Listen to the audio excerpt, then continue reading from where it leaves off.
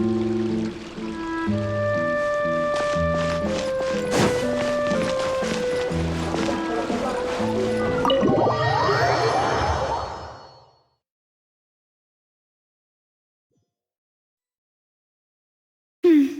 came here several times with my father when I was little, but stopped eating here as often after growing up. I hope the food here will be to your taste. Oh, don't worry. We haven't eaten at a hotel like this in a while. Paimon's getting excited already. In that case, I'll go order for us first. Please wait here a moment.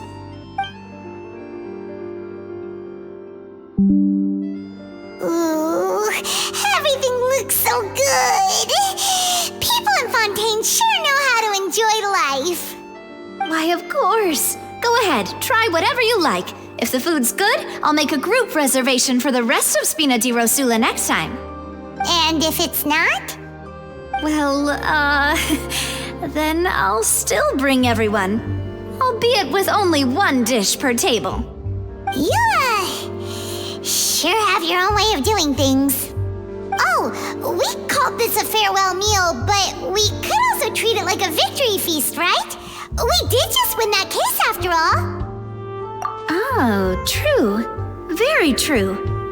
In that case, boss, we'll have another 2 dishes. Huh? Paimon didn't mean that you had to order even more food.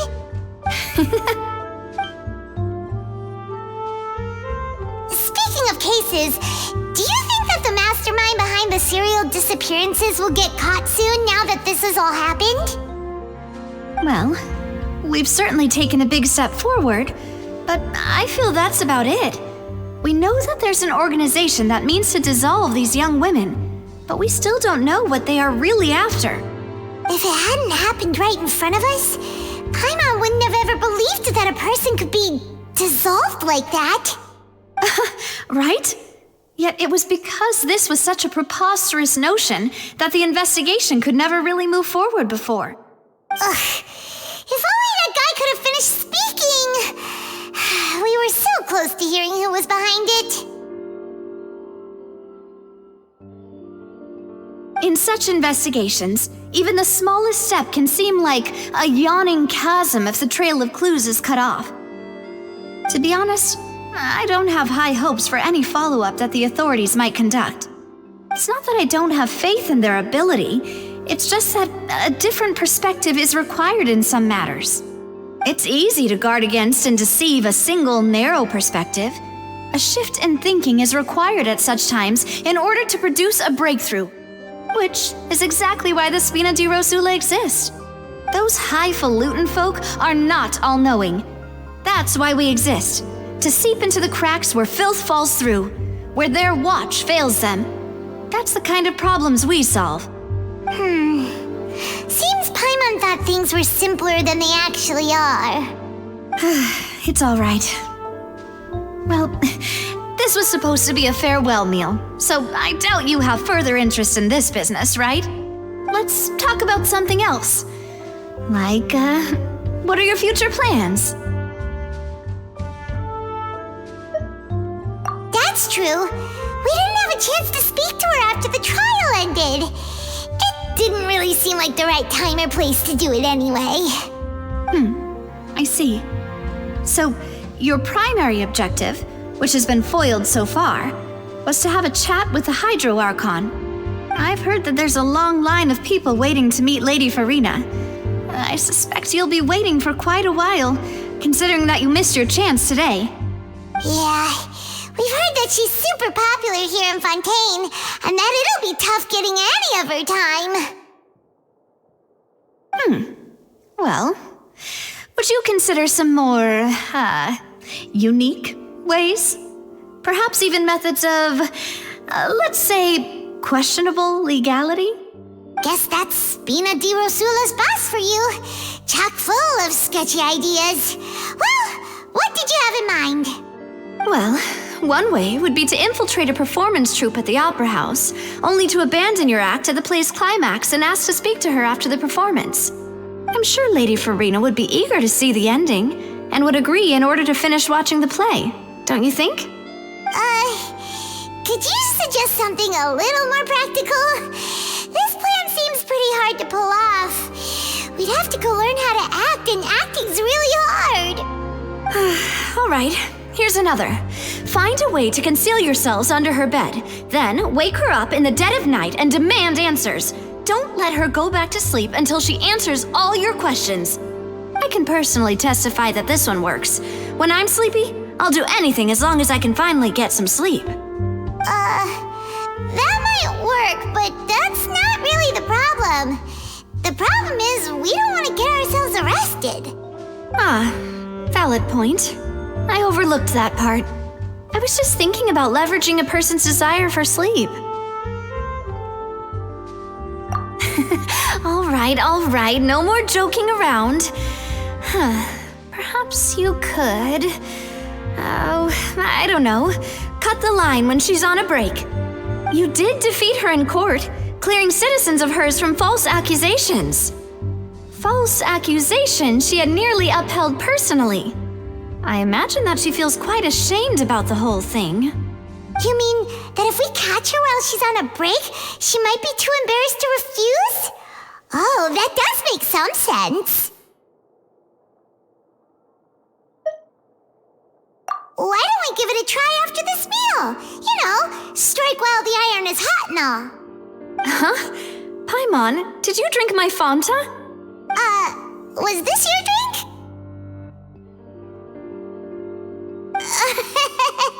Sorry about that. Paimon wasn't really paying attention and the cup was right next to Paimon.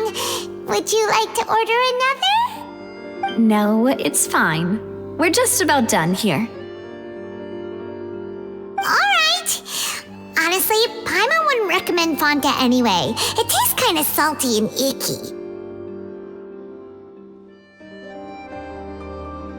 Is that so? Huh. Well, in that case, we'll have to blacklist the Fanta here then. If we're all finished eating, then I'll go pay. Yeah, we're stuffed. Thanks for the treat, Navia.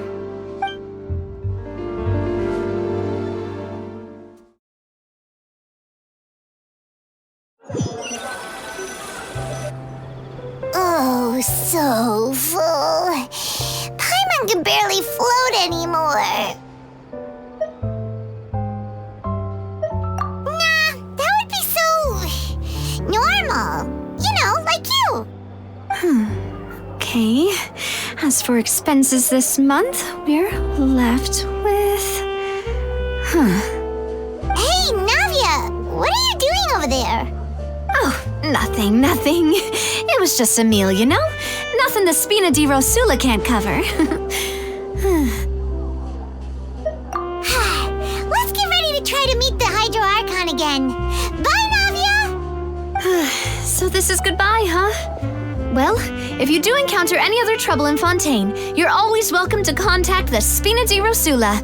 I'll give your requests the highest priority. In any case, I wish you smooth sailing. I'll see you again, partner. See ya!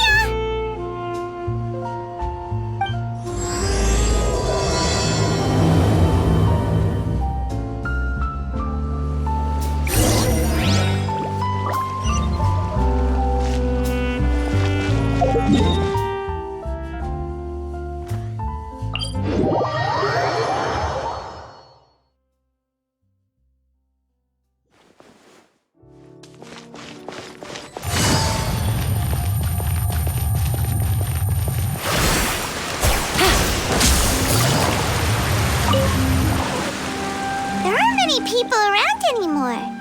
Looks like that boat we took to Araneas might have been the last one. Vache. Looks like we're back here again. Huh? Traveler? Are you hearing voices again? Ugh. That's kind of spooky. Are you sure we don't want to come back in the morning? Vache. Hey, why are you still walking towards it? There might be something nasty in the water. Huh? Hang on. Paimon can kind of hear a voice. It's calling for Vache, right? Hey, traveler! Stop walking! Come on, wake up!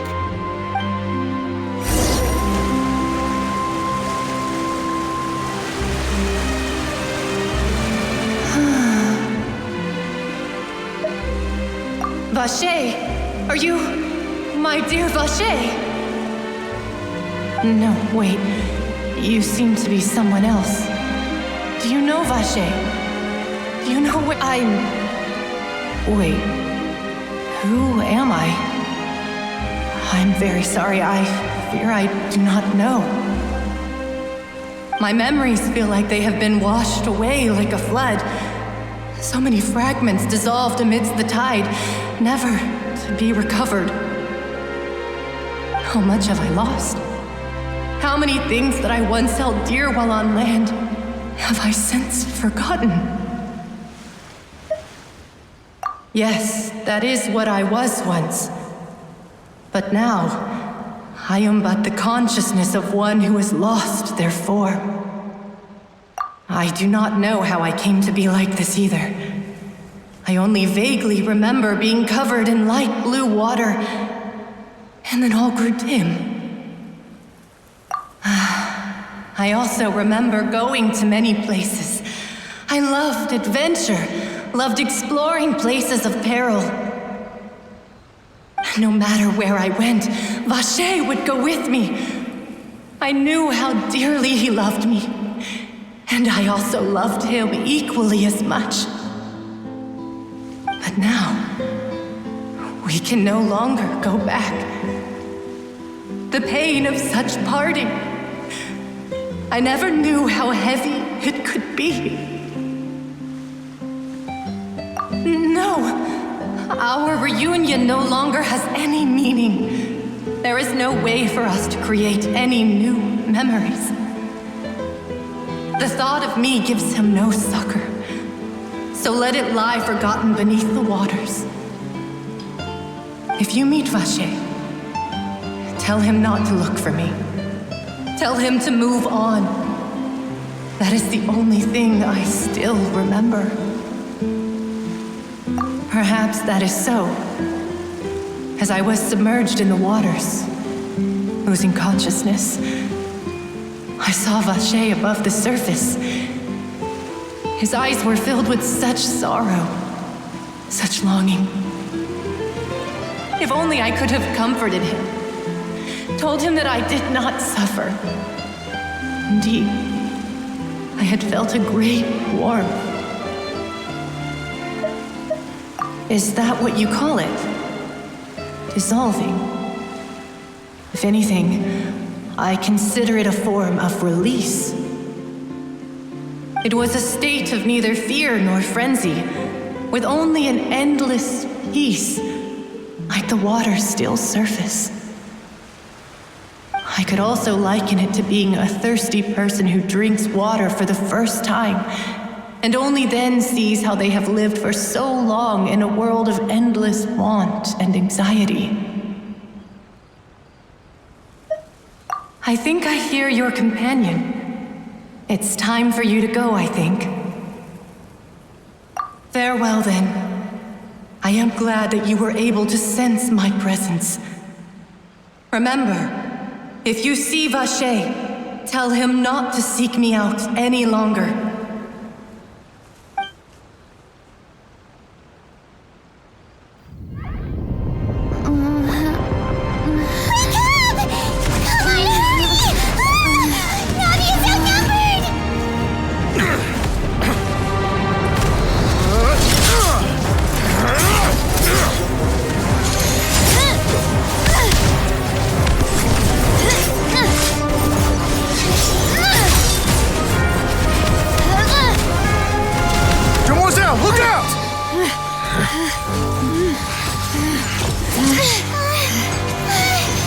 Dear God, it's a whole army of Gardamex.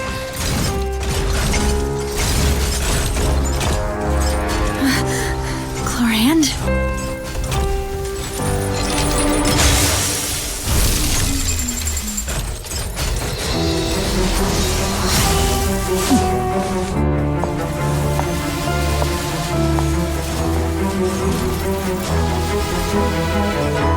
Quick, now's our chance!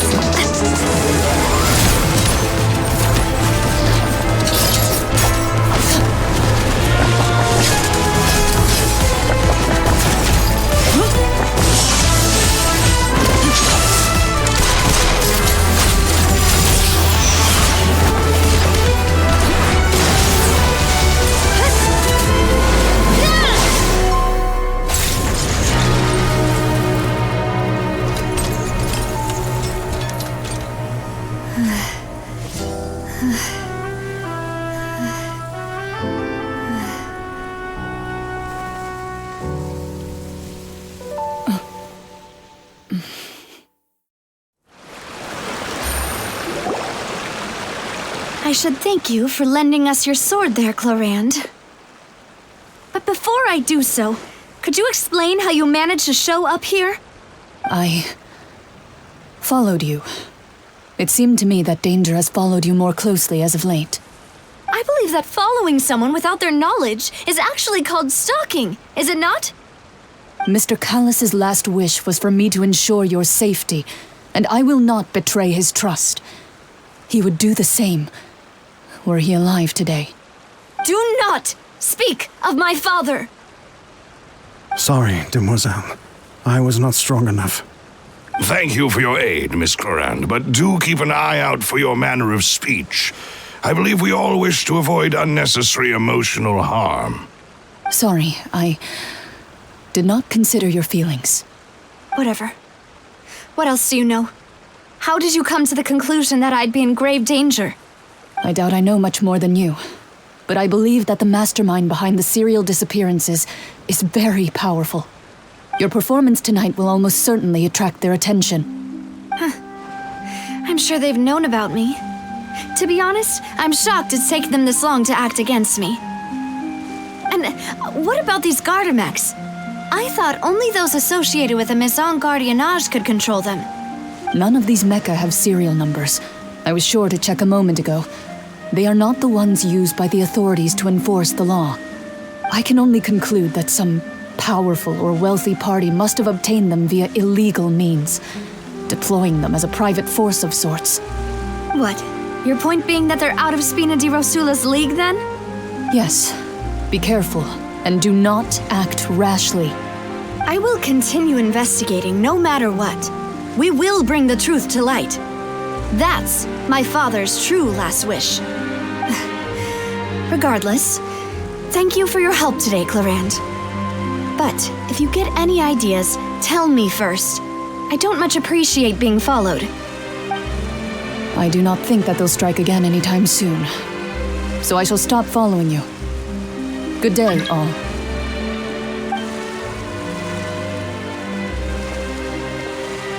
Right. I suppose that's the best news we've gotten today. Demoiselle, I believe that Miss Clorand was being sincere with you.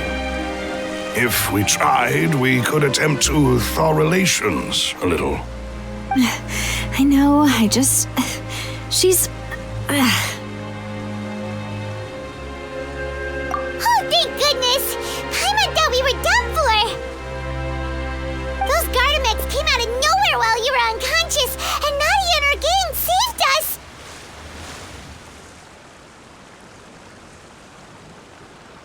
Oh, and there was that champion duelist named Clorand who came out to save us too! We got lucky there. Paimon probably couldn't have fought them off otherwise. Oh, come now. Forget all that polite talk. That wasn't really a farewell meal we had back there. Not for me, anyway. In truth, I hope that every meal we have together shall be a victory feast. As such, we're still partners. There's no need to thank me. It will take 50 years for me to match Demoiselle's magnanimity. If it were me, I would have joined the Spina di Rosula on account of her goodwill long ago. All right, you two. That's enough. Actually, Navia, how did you know that we were in danger? You sure did show up in the nick of time. Well, to be honest, you're the one who tipped us off, Paimon. Huh? Really? Paimon contributed somehow? Cool, Paimon's even more amazing than she thought! Yes, all thanks to you grabbing my drink by mistake. How did that help? After we parted ways, I was on the way back to one of our bases when I suddenly thought of what you said. That the Fanta tasted kind of salty and icky. Fanta only comes in sweet flavors, so how could it have tasted salty? The color of the drink, if I recall, had also been a bit off. So the Fanta had been spiked with water from the primordial sea? Yes. So, if you hadn't drunk that cup for me... Spina di Rosula is preparing the grandest of awards for you as we speak for saving the boss. Huh? Really? I sent people to Hotel de Boer to investigate, but whoever did this left no trace at all. That's when I figured out that you might be in danger and hurried here as quickly as I could. But why would they go after us too? All we did was defend Lenny in court and help clear his name. Ugh, now we're caught up in this mess too, aren't we? Well, you did foil a plan that they were probably pretty proud of, and almost got their name in the process. Speaking of which, did anything strange happen when you drank the primordial seawater? Well, it can't be a coincidence that the traveler fainted just now. She said that she heard that voice calling for Vache again. Oh, and this time Paimon heard it too, but it was real faint. Does this situation have to do with the primordial seawater then? Does that mean the primordial seawater raises someone's sensitivity to hydro when it's used on people who are not from Fontaine? That doesn't sound like too much of a bad thing, to be honest. New intel? While you were out cold? Well, let's hear it, shall we? Oh, that is important. Vache. That name doesn't ring a bell. I suppose he hasn't stepped forward as a witness in court lately. Since he saw that young woman dissolve, he was at least at the crime scene. But he never gave testimony or any information regarding people dissolving in the primordial seawater. Could he have been threatened? Yes, thank you.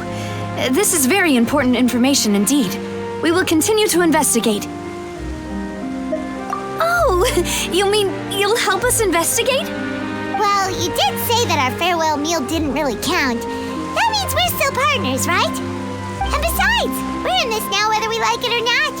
You're not gonna let those people who targeted us get off the hook so easily, are you, Traveler? Demoiselle, do try not to look quite so pleased. You are the face of Spina di Rosula, after all. You talk too much.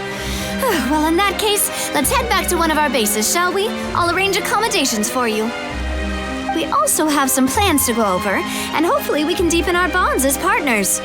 But we'll take that one step at a time, I guess. Don't worry, you two. With us around, our base is definitely secure.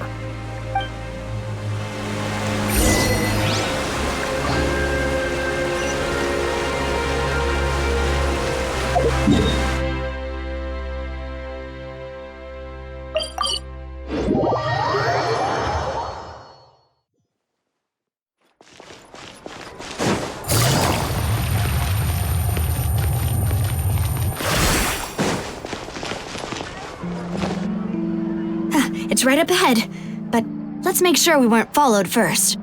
I've been keeping watch, Demoiselle. I haven't spotted anyone suspicious thus far. Very good. But let's not let our guard down for now. I shall find rooms for our respected guests.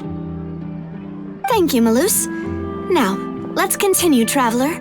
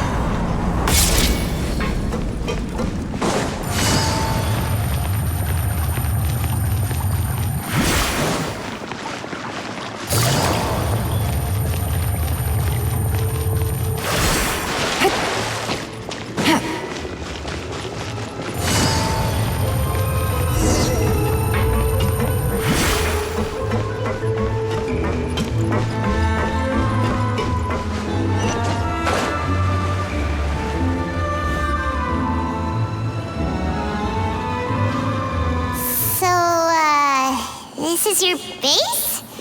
It's not quite what Paimon imagined.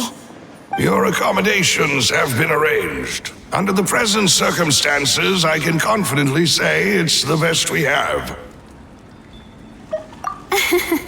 Well, our funds have been a little tight lately. After all, we don't allow illegal or unethical profiteering. In fact, our funds often come from citizenry who support us. Seems like it's tough times for everyone. But if you have the support of the people, that does sound like it's worth it. To be honest, our financial situation was a lot better back when my father was in charge a few years ago. I'm afraid I'm not quite his equal.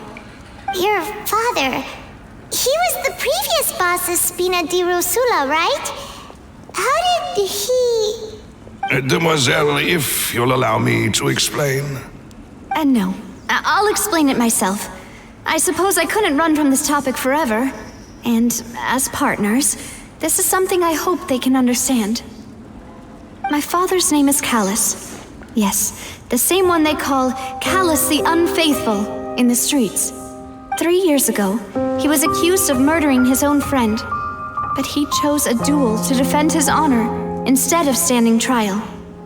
He died in the duelist's ring. Oh no. But I do not believe my father was a murderer. I'm sure he was set up.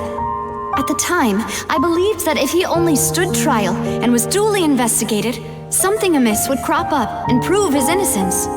But strangely, he not only requested the duel himself, but rumor has it that even after being seriously injured, to the point where he could be deemed as having lost the duel, he refused to surrender, determined to die in the arena. 3 years later, I still don't understand why he did that. How could he protect his honor if he's dead? If anything, he gave up his chance to defend himself. The closest piece of info I have is that my father had been investigating the serial disappearances case at the time of his death. Ah, so that's why you're so determined to get to the bottom of that case. That's right. I've also tried to investigate the murder my father was implicated in, but I haven't found a single new clue in my countless reviews of the investigation records. However, I believe that if the murder case is related to those behind the disappearances, they must know something. I must know what really happened. Was my father coerced? Framed? Even if he really did kill his friend, I must get to the truth. If only he'd been more open with me when he was still alive. He even hid the fact that my mother died due to complications when giving birth to me. And now, here I am investigating his death. You really are a handful, aren't you, Papa?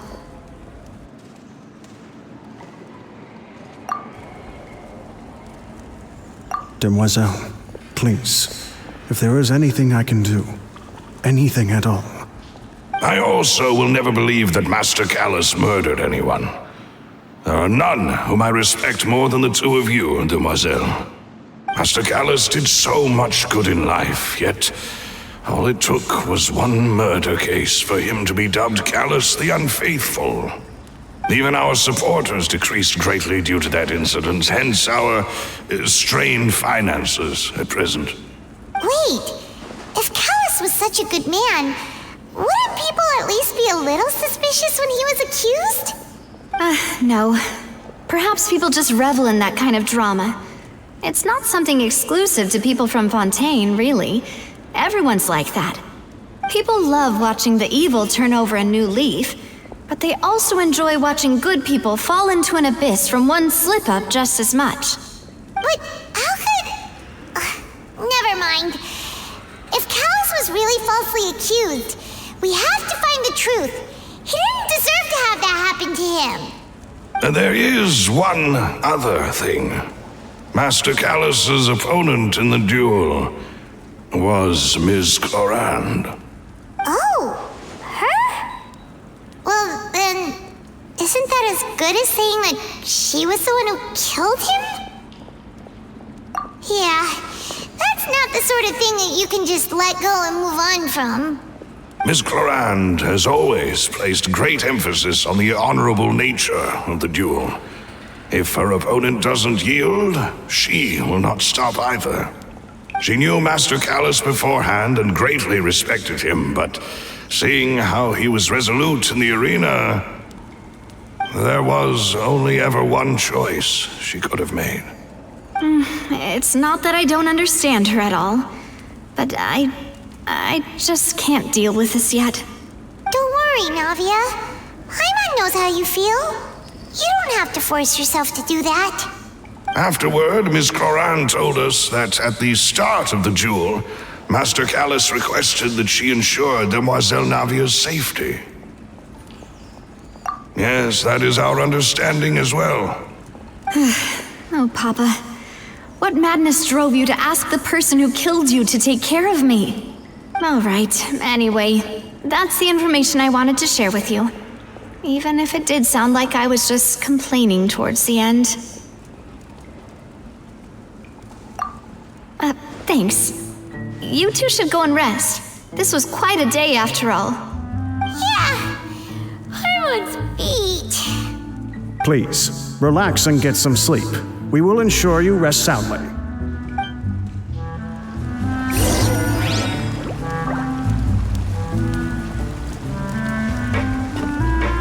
Whether it be responsibility for Spina di Rosula or Master Callus's death, it all landed on Demoiselle's shoulders so suddenly. This won't do. I must become stronger.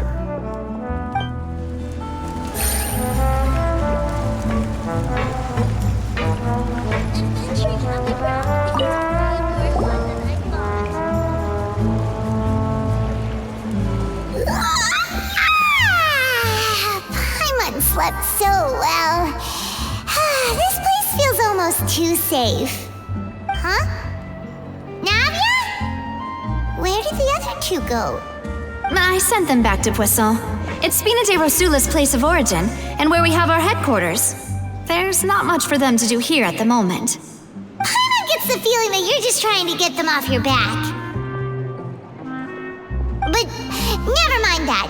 When did you get back? Were you waiting here the whole time? No, I just returned after going out for a while. I did some investigating yesterday regarding the name Vache. Wait, so you didn't sleep at all? How could I after having such critical new evidence appear?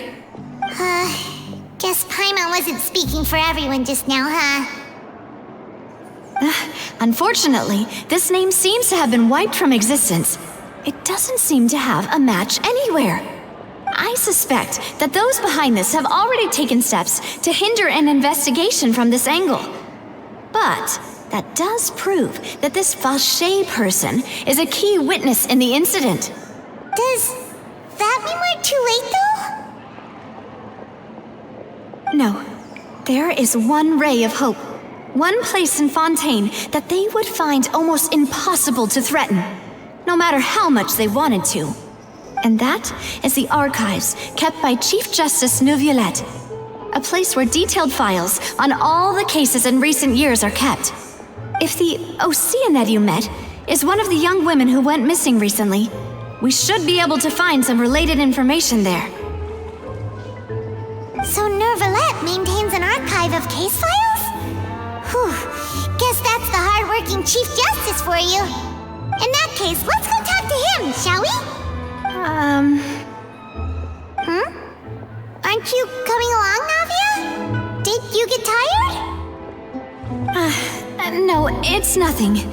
Let's go see the Honorable Chief Justice.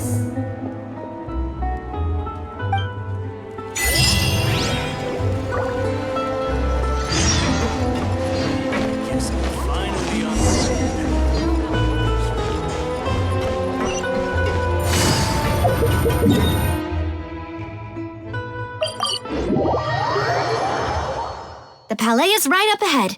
Come on.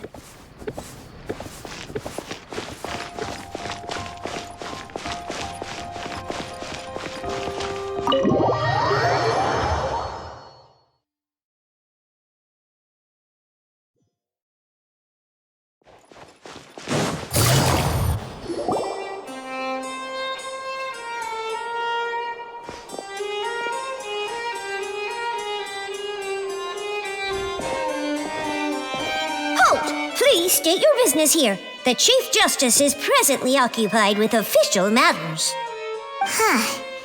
This place does look pretty heavily guarded. Guess that proves that Neuvillette's files are really secure. Hey, Don't you recognize us? Huh? Who are you? Just to be clear, I don't care who you are or who you might be related to. Our rules make no exceptions. See? They've got great discipline, too. Yep. Paimon can tell. If you're here just to crack jokes, I can point you towards the exit. Unlike some, we're busy, so please leave if you don't have a reason to be here. No. What I meant to say is, shouldn't you remember us from a few days ago? We were at the trial of the great magician Linny. Oh, yes, I remember. I read about it in the Steambird. You must be Linny's attorneys. It's all coming back to me now. We're here today to report and archive some information on a follow-up case. Is that even a thing? Of course. Don't worry. We're here on official business. You can trust us. All right then, I'll let you through. The Chief Justice is just inside. Thanks so much.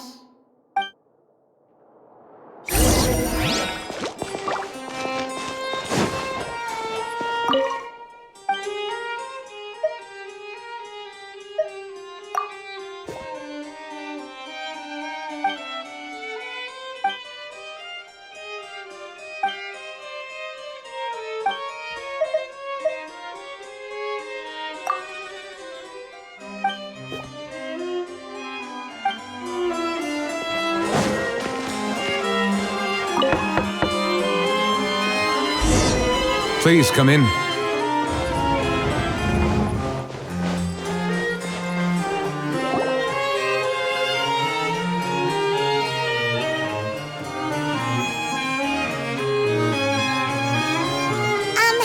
Sorry to barge in, Monsieur Nervalet. We only lied to get in because we didn't know any other way. It's all right. Please let me know how I may be of assistance to you. So you're not mad at us? We're looking for a man called Vache. He may have been an eyewitness in the serial disappearances case. If we can find him, we may be able to unearth some key information on the case. Ah, I see. In that case, please wait here a moment while I browse through the files.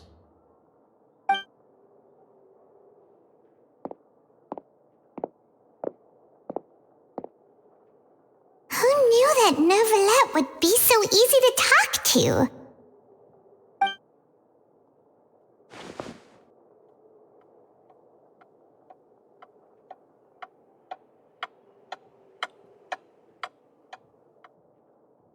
Unfortunately, I'm quite certain that no one by the name of Vache has been involved in any case, criminal or civil, in the past several years. There are no records of him either in the files or in my memory.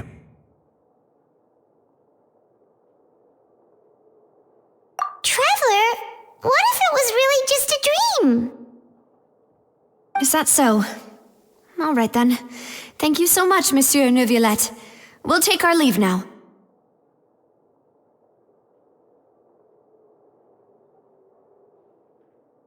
Ahem.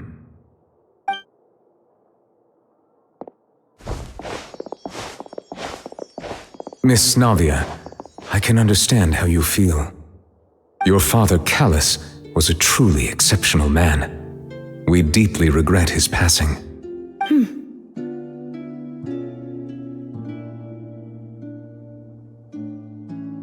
And what are you trying to say, Monsieur Neuvillette? Are you trying to console me? Extend your sympathy? Or just express some tendril of regret? No, you are not trying to do any of that. I can hear it in your voice. There's no emotion behind your words. You only said those things because you felt like you should.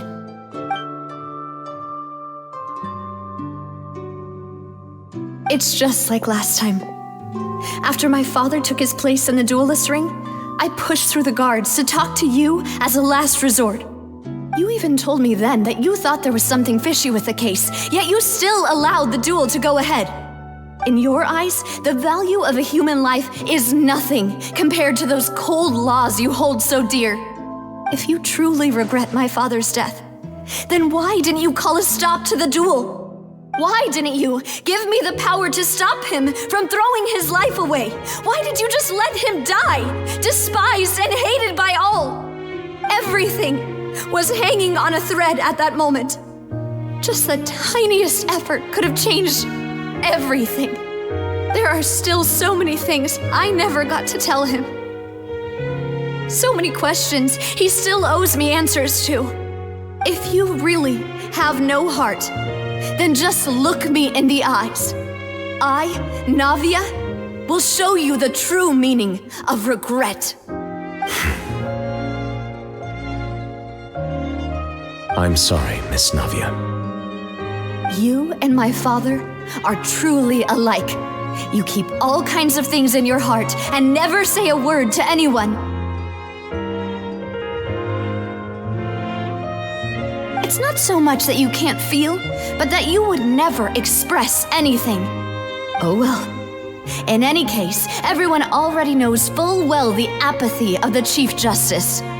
My apologies for taking my emotions out on you, Monsieur Chief Justice. Let's go, Traveler and Paimon.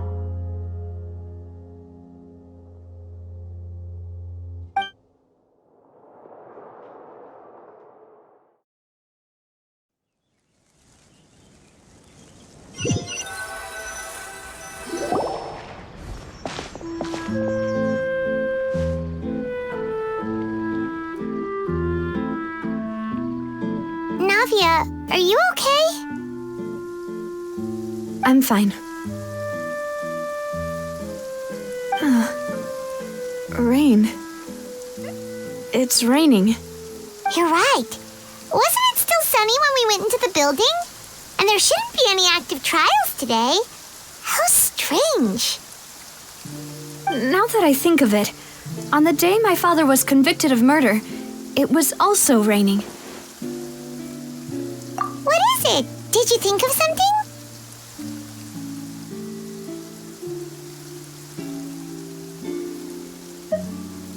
Yeah, he was outside. It was uncovered and the rain could fall there. Why? Do you think the rain could have affected the crime scene? That thought has occurred to us before. We've even expanded the search area to try to account for that, but didn't find anything of value. Oh? Wait. You don't mean... So you're saying that the true murderer could have been turned into water and then got washed away with the rain? Yeah, and if that's what had happened, then no one would have believed your dad, even if he explained what he saw to the authorities. I really think I found a true genius for a partner. You're completely right. How did I not connect the dots earlier? All right, let's go to Poisson. With this new lead in mind, we'll get to the bottom of my father's case for sure. Yeah, we're gonna make progress for sure this time. Do you want to go with me now? Or do you want to head over by yourself later?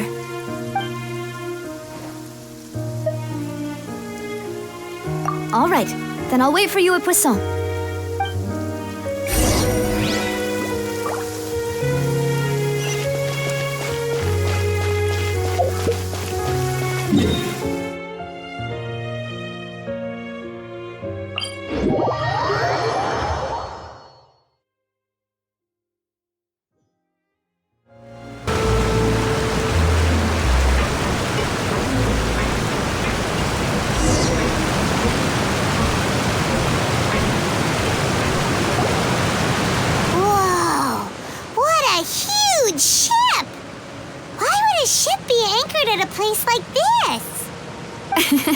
There's no need to be so surprised.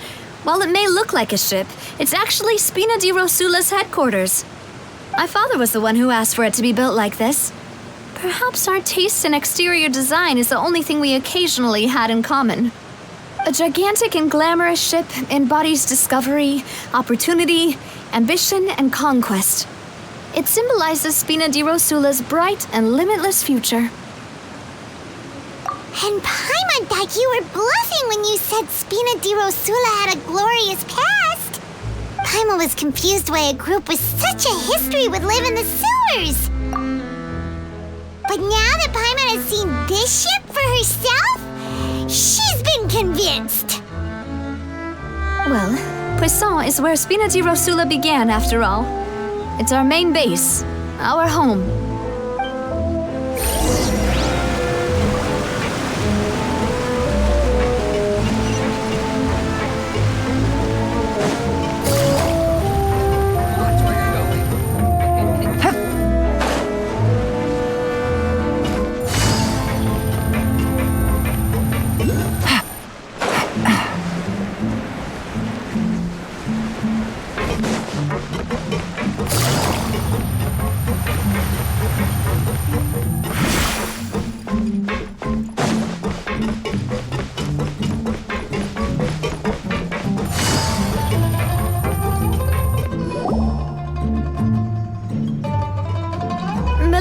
We're back!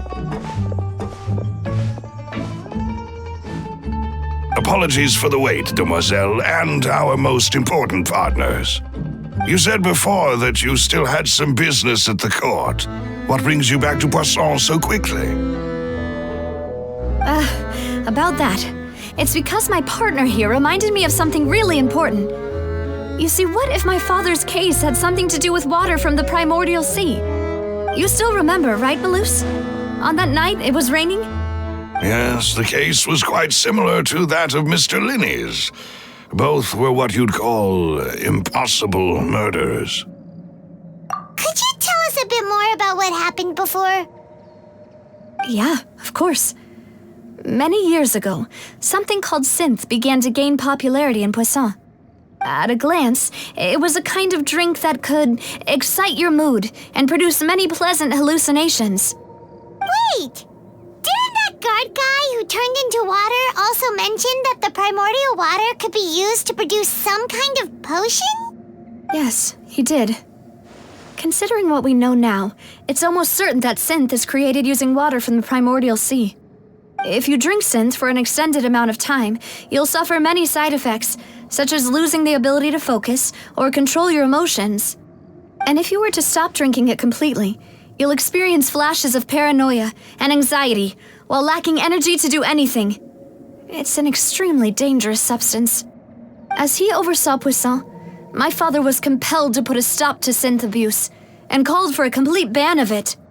Boss's uncompromising attitude incurred the synth vendor's wrath, but no matter how much they threatened or bribed him, he refused to yield. Not only that, Boss became determined to find the mastermind behind the synth operation and put an end to the problem once and for all. Yes, but the enemy was very cunning. So he could never get anything out of the dealers, all of whom only sold the stuff and weren't privy to the rest of the operation. Recognizing that, my father decided to contact the dealers in secret and cultivate personal relationships with them. Finally, he was able to convince someone to become his informant. The man's name was Jacques. He felt greatly ashamed about his work after seeing many families destroyed by synth abuse. That night, my father hosted a banquet at his countryside estate. He planned to meet up and exchange information with Jacques over some food. But then, we heard 2 gunshots from the courtyard. We raced to the scene and found my father, still holding a gun, and Jacques, who was already dead on the ground. Huh? How did that happen? Aren't they on the same side?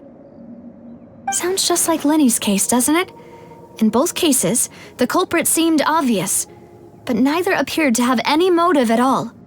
Looking back on it, though, I now believe the most important clue was something we all overlooked at the time. There were pieces of clothing left at the scene. Precisely. It's all thanks to you that I made the connection now. Back then, we all just thought they were some costumes that Jacques used to disguise himself at the banquet.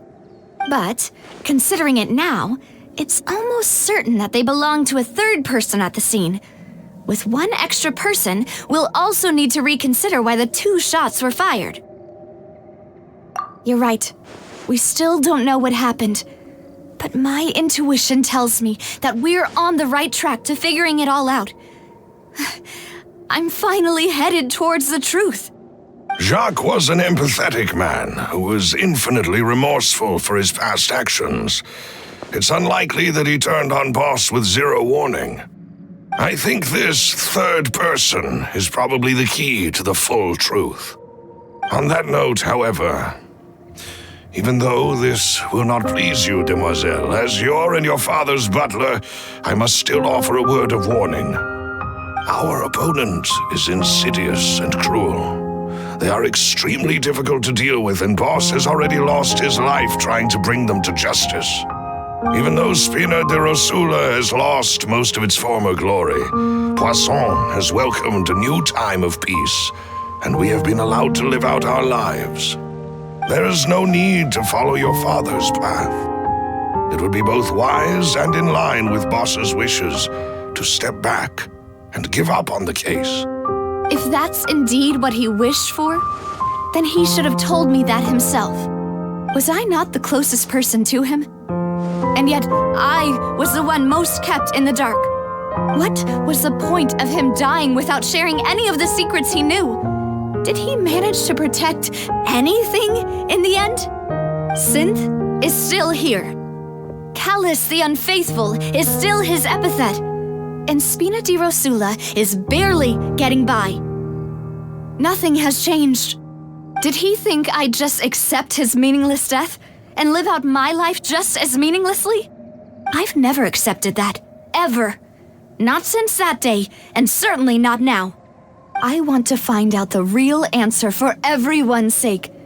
For the missing girls, for the victims, and for myself. Navia. This is indeed the best moment to act. Your partner appears to be quite reliable, and more importantly, demoiselle, I think you're also ready to take this on. So you do know something else, Malus? Yes, I do. In fact, even before that banquet, Boss already knew of the connection between Synth and the serial disappearances case. But what drove all the tensions to the boiling point was the revelation that you, demoiselle, had been selected as the next target to disappear. What? Boss also didn't tell you that he had been diagnosed with a rare illness. The doctors told him that he had no more than 5 years left to live. And the serial disappearances case caused him great anxiety. 5 years was nowhere near enough time to resolve this long-standing conflict, but once he passed away, all the danger would pass on to you. Knowing all of this, he decided to use one final intimidation tactic before his death. He claimed to have already gotten his hands on some key incriminating evidence for the other side, and even told some members of Spina di Rosula about the details. But as long as you remained safe, he would not share the evidence with the public. If something were to happen to you, then he and all those he told would immediately expose all they knew about Synth and the disappeared victims. Right, so nobody would be able to get off scot-free. As we've seen, Boss's tactic has worked. Even though Boss has been gone for a long time, the other side has not tried to take Demoiselle's life. No, I don't believe it. He never appeared to look sick to me. No father wants their daughter to see them weak and haggard, especially someone as proud as Boss. To him, dying in a duel and suffering lasting dishonor as the unfaithful was still far preferable than losing face in front of his daughter. So he chose to die in silence, so that he could protect me. I'm afraid you're not understanding this correctly, demoiselle. What Boss wanted to hand to you was not a parasol, but a sword. If Boss's spirit could hear you telling me that you want to find the answer for the sake of everyone involved, I'm sure he'd be extremely proud. That fool. Couldn't he have just given it to me straight? No. He might have set up everything precisely because he never thought I'd be able to understand him. Is that the amount of confidence he had in me? And what if I was never able to make it to where I am now? Yeah, I suppose that's true. With the way he'd set things up, if I had wanted, I could have just lived out my life without a care in the world. But thankfully, he rarely talked to me about complex matters, and thus understood little of me as a person. In this case, he really didn't need to give me an easy way out. Malus, what was the key evidence that he shared with you? It's the location where synth is produced. Essentially, it's the enemy's headquarters. When he was threatening the enemy, Boss didn't share the specifics of the incriminating evidence he found. But if you want to use it against the enemy, you'll still have to take several things into consideration. Why? If we know where the place is, can't we just go storming in? You mustn't forget that we're fighting against a mysterious and dangerous organization that's been in operation for decades. There's no telling what might be lying in wait at their headquarters. We also have no idea what kind of evidence we may be able to find inside, nor what people we may be able to capture. But a single visit to their headquarters would be tantamount to a formal declaration of war. The worst case would be that we leave empty-handed, but also open ourselves up to full retaliation. Then, in that case, why not work with the Fontaine authorities? Well, you saw one of them dissolve during Mr. Linney's case. We have no idea just how thoroughly they may have been infiltrated. That's true. Seems my father really had no choice. But things are different now. It should be a lot easier to prove the other side's guilt, now that we've connected Synth with the disappearances case.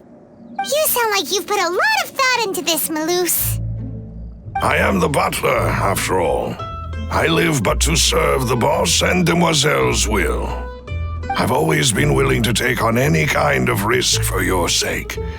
But considering my relative lack of ability, I've spent my time keeping secrets, performing basic investigations, and waiting for the right time to come. Thank you for all of that, Malus.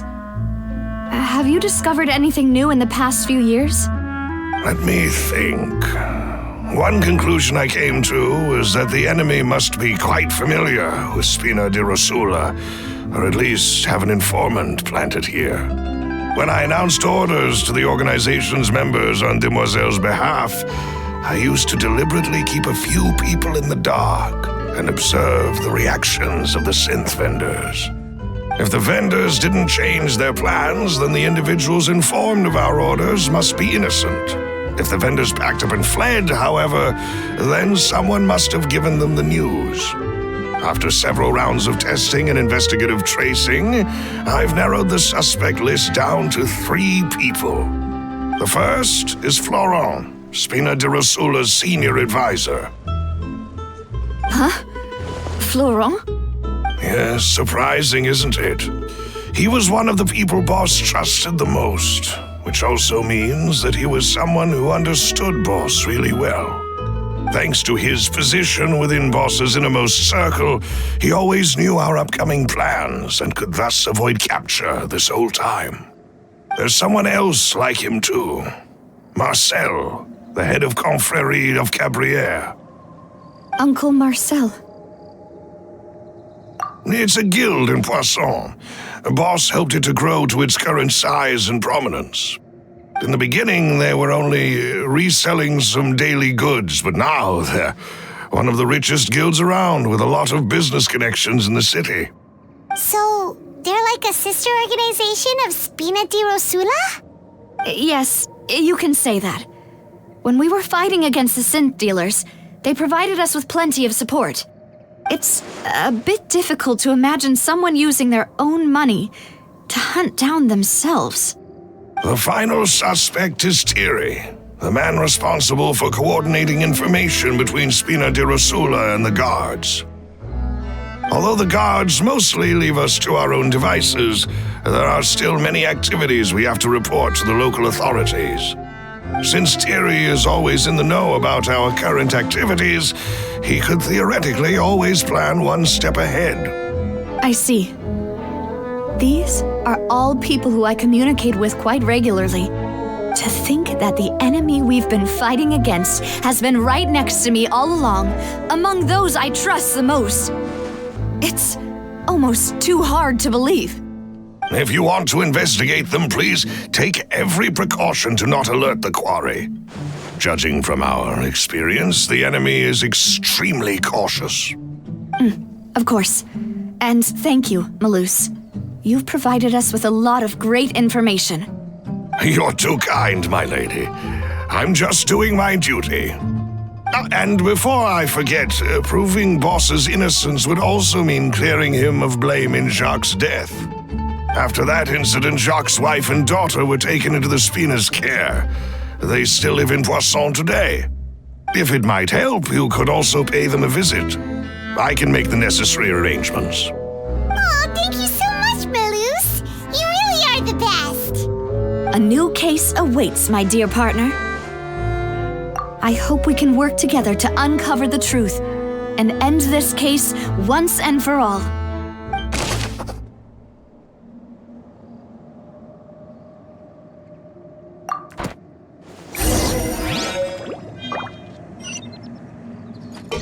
Take it easy.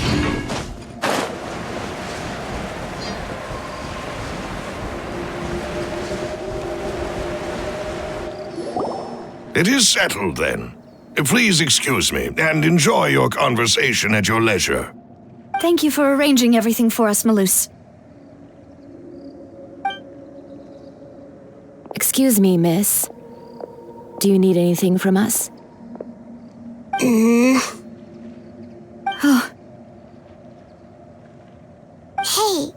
Navia's all quiet. This isn't like her at all. I'm sorry that I only came to visit after all this time. After what happened, I didn't know how I was supposed to face the two of you. If it's about that, there's no need to apologize. After my husband died, Spina di Rosula sent us a lot of mora and support. I understood your guilt and apology to be genuine. But aren't all of those things nothing compared to the loss of Jacques? I can understand the kind of pain that comes with losing a father so needlessly. You don't understand at all.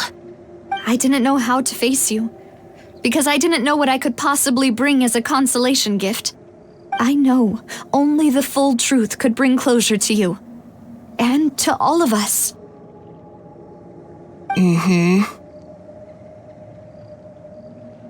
I'm sorry. I appreciate the sentiment, but you don't have to carry all that guilt. On the matter regarding my husband, my daughter and I have more or less found our answer already. Would you mind sharing it with me? I really can't believe that my father could ever bring himself to shoot Jacques. I always knew that my husband's money was earned through others' suffering. He told me countless times that if he could turn back the clock, he would never go into the synth business again. He had many regrets, and felt that he took the idea of providing for his family too literally. For the longest time, he thought mora was everything. So when Mr. Callis came to him with a proposal, he accepted it almost immediately. He tried to be as careful as he could, but even so, he was still found out by the higher-ups. They found out about his betrayal? Papa didn't say that exactly, but Papa did tell me that I should never be ungrateful. Before he left that day, he told me that he had no choice. It was only later that I realized it was his final farewell to the two of us. I don't know that for sure, but you could say that's the conclusion I eventually came to. Which is why I'm the one who should feel guilty. Callis had always taken great care of us, both when he was still alive and after he passed away. Even if he fired the shot that killed my husband, it was likely in self-defense. It is impossible for me to hate him for what he had done. But Mama, why is Papa still the bad guy if he did the right thing? Papa always wanted to be a good man, so why did he have to do a bad thing in the end? Well, things aren't always as they seem. You still feel like your papa was a good man, right? Yeah, Papa was a really good man. The best in the whole world. Then you should hold on to that. If a good man had to do a bad thing, then he must have had his reasons. Regardless of whether he left you a parasol or a sword. He must have done so to give you a better life. Oh. Thank you for everything you've told me. I will definitely find the truth. The current state of things is not something I'm willing to just sit back and accept. Thank you. I'm very grateful to hear this from you. Even though your personality is quite different from your father's, your determination when you speak is really similar. You really think so? That's the first time anyone said that to me.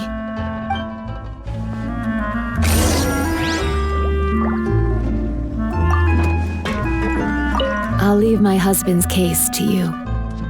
Thank you, Miss Spina, and Miss Spina's friend. Are you okay, Navia? I'm fine. Don't worry. Let's investigate the 3 suspects next. Florence should be nearby, and we should be able to find Thierry and Uncle Marcel in the city. I'll get myself together on the way, so please don't worry.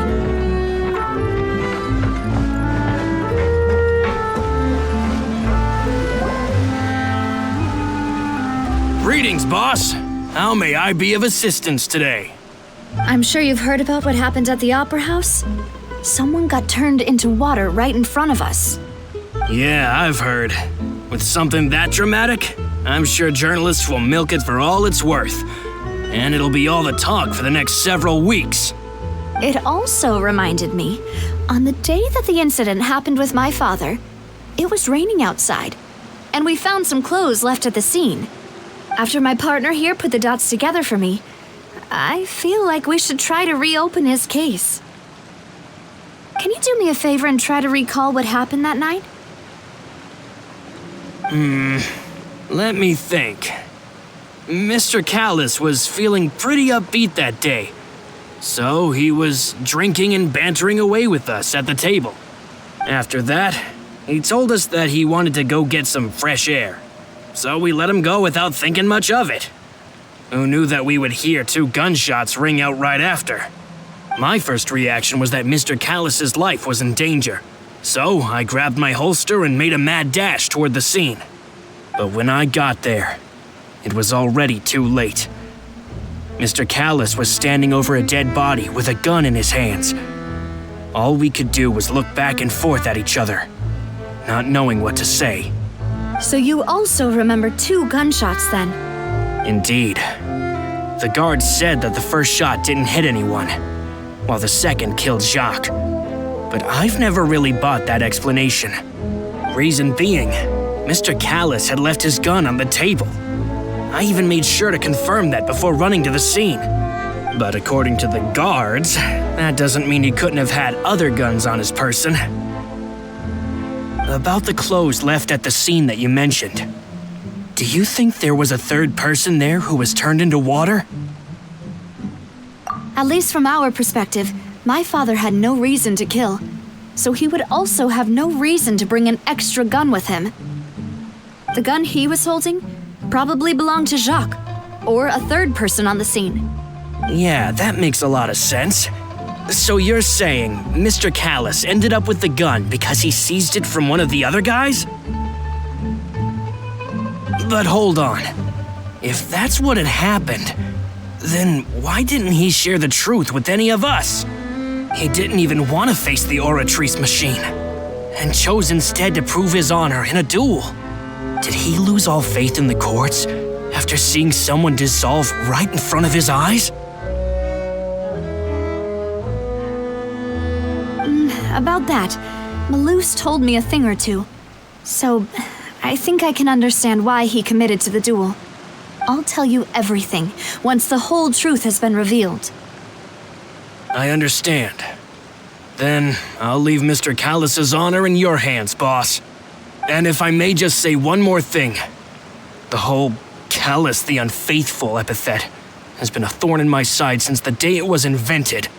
Many people have laughed at me for still calling him Mr. Callus, even after so many years have passed.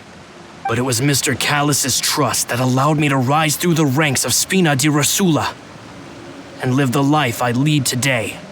No matter what others might say, he'll always be the man I respect the most.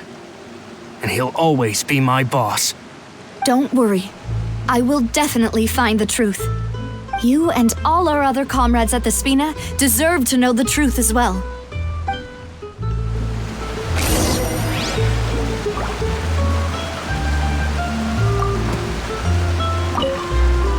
My apologies, boss, for that last sentimental bit. It's just, many years have passed while I've held my tongue. It's not often that I get to share my true feelings with others.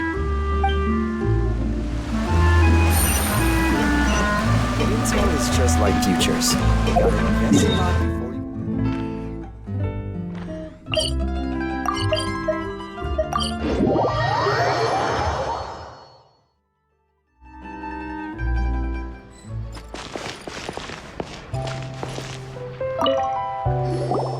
Hey, Thierry, it's me. Oh, now, what brings you here, Miss Navia? I've heard that you made quite the name for yourself at the Opera House. Oh, so you've caught news of that already. Oh, okay. Hey, I'm also a member of the guards, you know. The way you make it sound, people would think I was sent off to Poisson because I had done something wrong. Are you sure there isn't a little bit of truth in that? Under normal circumstances, shouldn't you have been called back to the city already? I mean, where I work is really up to me. Let's just say I enjoy the ambiance of Poisson. Callus did a fantastic job running the town, building Spina di Rosula from the ground up and clearing many obstructions in my way. It would be next to impossible for me to find a similarly easy but high-paying job in the city. Anyway, enough chit-chat. Are these two friends of yours? You, here for some formal business? Yes. These two are my partners. What happened at the Opera House made us realize that Linny's case and my father's may be related. We're trying to reinvestigate the details of my father's old case. Ah, I get it. You think there might be more to the case now that we know people can be dissolved into water, right? I was also flabbergasted when I first heard of it. If you want to go through the original files from your father's case, I can help you look for them. That'd be much appreciated. Thank you. Actually, I have another question. Do you have the authority to dispatch Gardamex? Of course. Without them, I couldn't possibly handle Poisson on my own. Why do you ask? We definitely can't use them to forcefully get more evidence for your father's case. Well, you see, just recently, we were attacked by a horde of unnumbered Gardamex in the city. So, if you hypothetically wanted to do something against me, all you would need to do is get rid of the mecha serial numbers and send them after me. Then you think too highly of my abilities. Dispatching mecha is very different from controlling them. If I had to make an analogy, when you order a dish, the chef will make it for you. You can ask the chef to cook, but not to massage your shoulders or carry your baggage. If you try to make unreasonable demands, the chef would just think you're out of your mind and ignore you completely. The same goes for me and my Gardamex. Removing a serial number is also not as easy as you might think. There are a lot of complex steps to it, and it's almost impossible to keep it a secret. So I can promise you, those mecha were definitely private units. They're certainly not cheap. So, whoever their owner is must be super rich, powerful, or both. Now that you mention it, though, being in the synth business would definitely be profitable enough to afford this. Oh, then you're officially in the clear, Thierry. Oh, well, thank you for the vote of confidence, Navia. Jokes aside, I'd like to wish you all the best with your investigation. I'll be staying in the city for a little while, so just come find me if you need any support from the guards.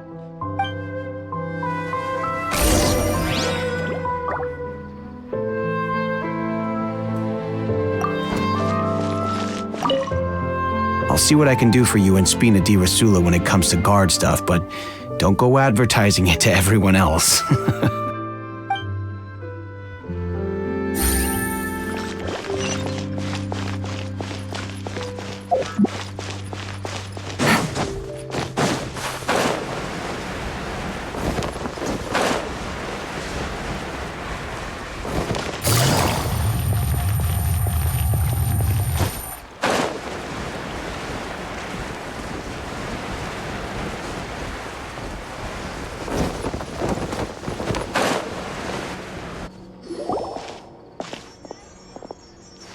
Hello, how may I help you?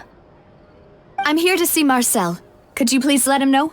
You can just say Navia's looking for him. Sure, I will let him know right away.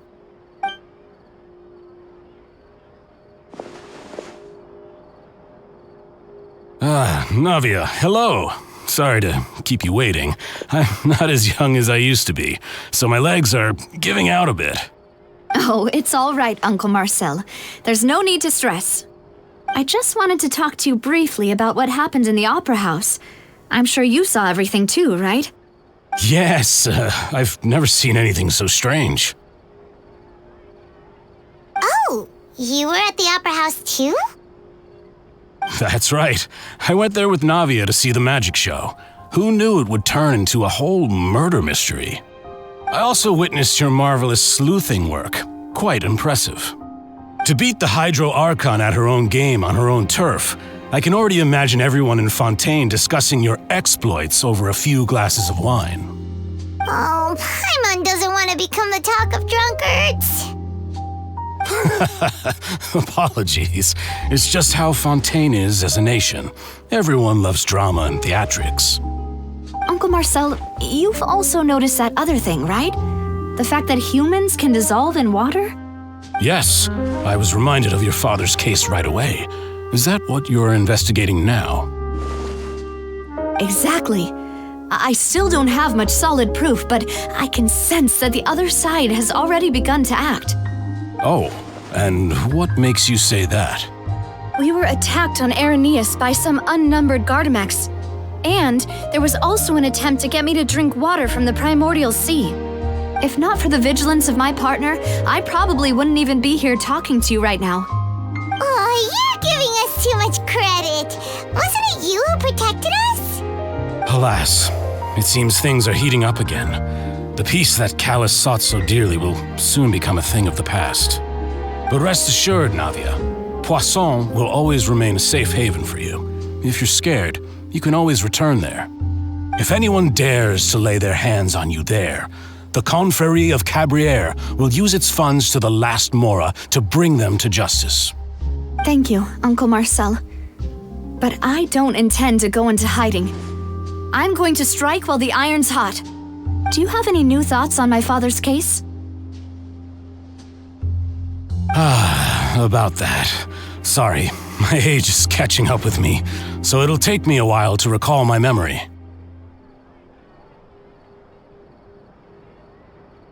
The Confrérie was responsible for that banquet, so I was out and about the whole time making sure things were running smoothly. I didn't even have the time to drink with the guests. Then I heard the sound of a gunshot, and the rest was history. Oh, it's okay. No need to push yourself. We'll ask around some more, see if there are any valuable clues elsewhere. Sounds good. Just let me know if you ever need Mora. All my wealth comes from Callus's patronage and support. I'll spend however much it takes to clear his name.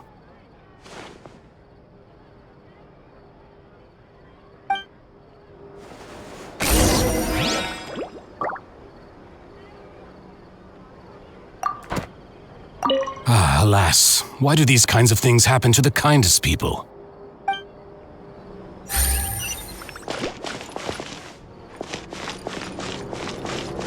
This can work.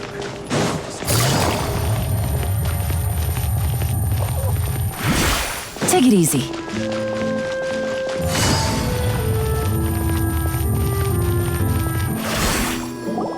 We've talked to all 3 suspects, purely based on their conversations with me.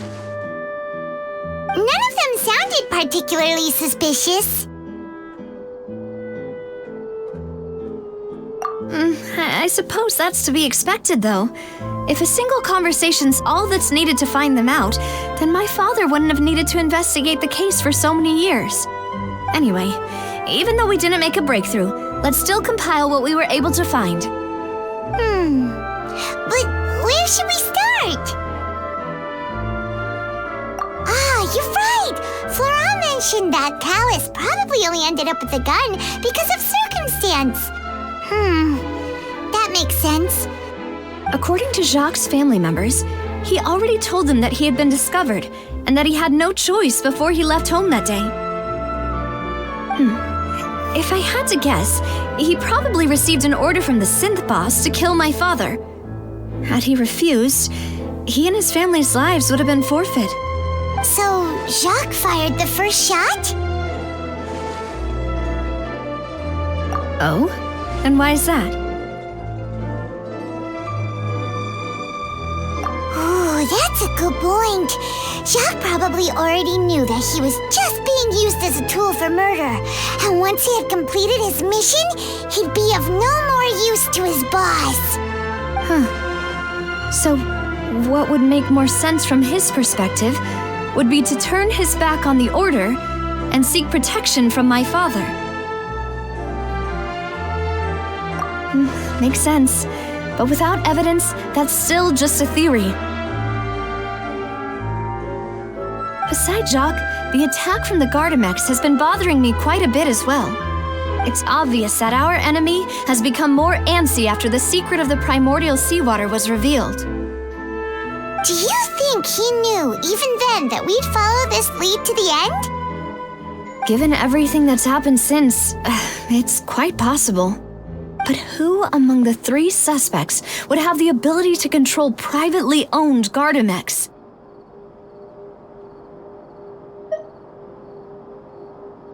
Thierry, you say? It is possible that he's figured out a way to convert the Gardamex for personal use. But I didn't feel like he was lying when he was talking to us about the mecha. I also don't think he'd be able to keep that kind of tampering under wraps. Yeah, had he actually tampered with the mecha, we'd be able to prove it with a simple check of the guard's inventory. If the mecha were taken from the guards, it should be pretty easy to find out when and how that happened. Uncle Marcel? My father did really trust him. And they worked together on a large number of projects. Maybe that's how he got to know Jacques. And with funds from the Confrérie, he could also afford a large number of Gardamex. It's still really hard for me to imagine, though. After all, Uncle Marcel has been around since I was just a child. Also, wouldn't this mean he has been spending a whole lot of mora and energy to fight his own synth business? Florent? It is true that he was closest to my father, and thus had the best chance of learning about his dealings with Jacques. But as Spina di Rosula's advisor, his work mostly deals with personnel and security, so he shouldn't have much means when it comes to finances. So you're saying he's too broke to afford a mecha army? Exactly, he can't. And even if he could, I don't think he would be able to dispatch a whole group so quickly. Who could it be?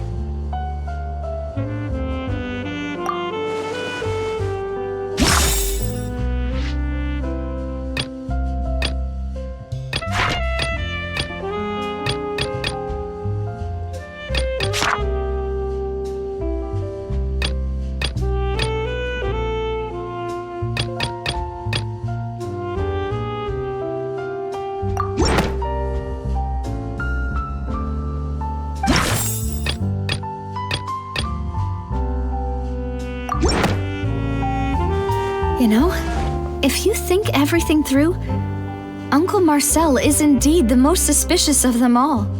Could we be missing other suspects? Malus didn't know about the people turning into water thing when he narrowed it down to these three, did he?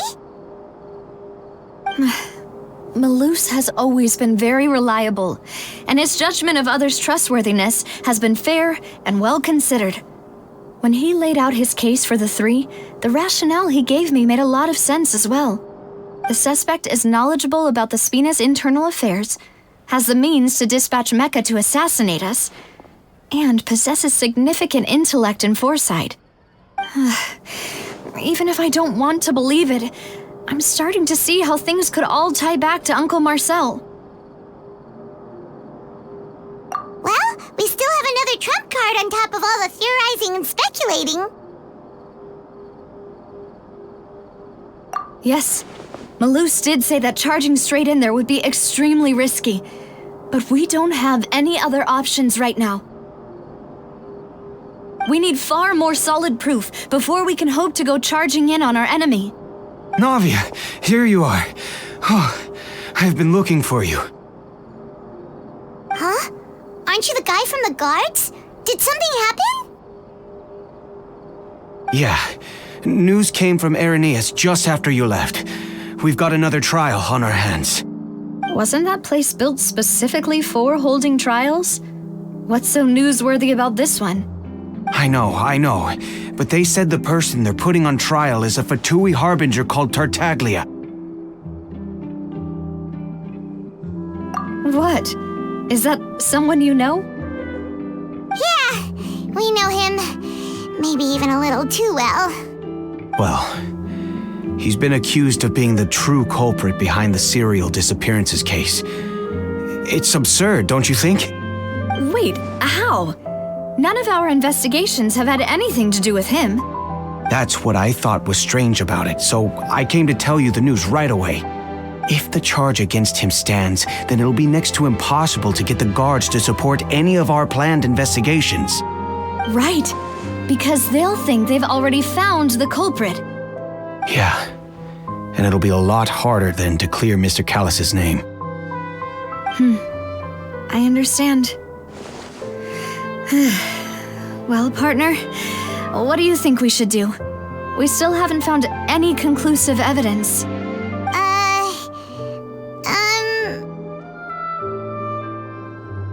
Huh? Split up? What do you mean?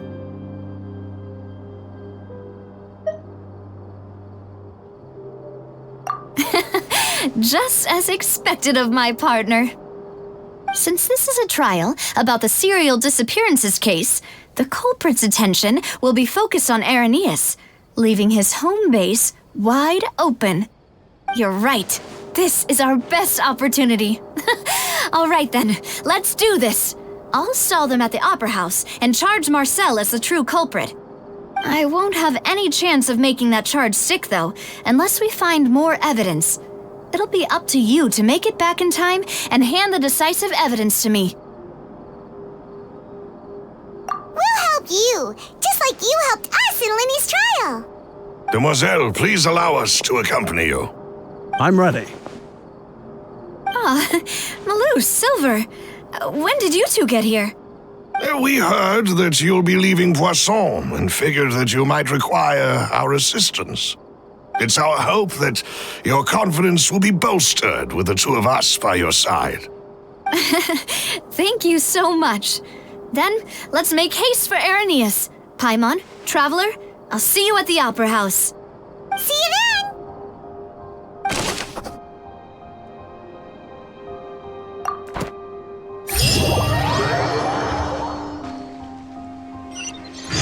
Now that Navia has set out for Irenaeus, we should also get going. The location has already been marked on the map, so let's head over.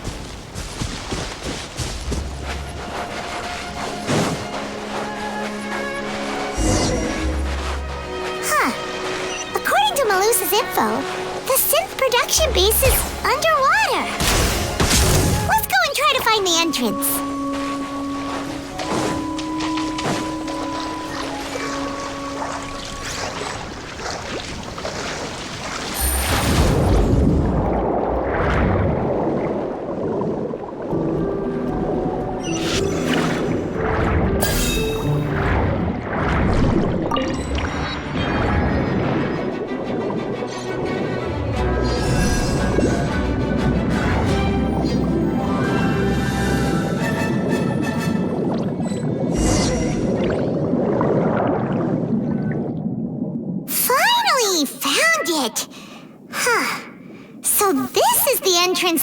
to the synth production base.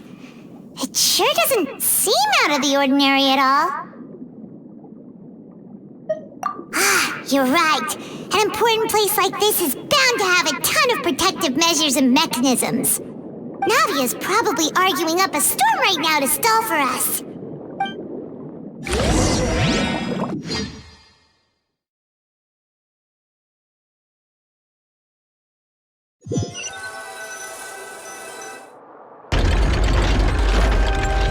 It would appear that I must repeat my question again, Mr. Tartaglia.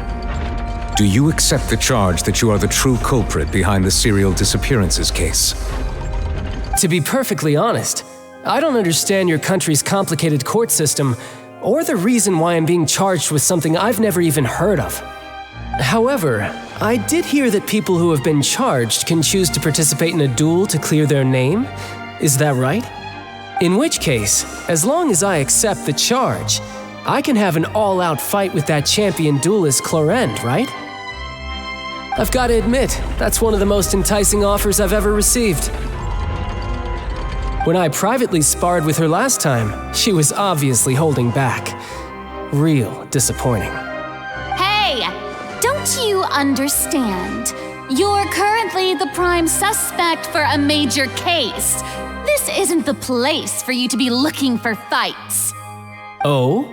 Sounds like the Hydro Archon wants to lecture me on the ways of the Opera House. Then why don't you duel me too? I'm the kind of student that learns best in the heat of battle. No. That's not what I meant. Alas, it would appear that communication with the defendant is going poorly, and we have made very little progress. In that case, let me explain everything from the very beginning again.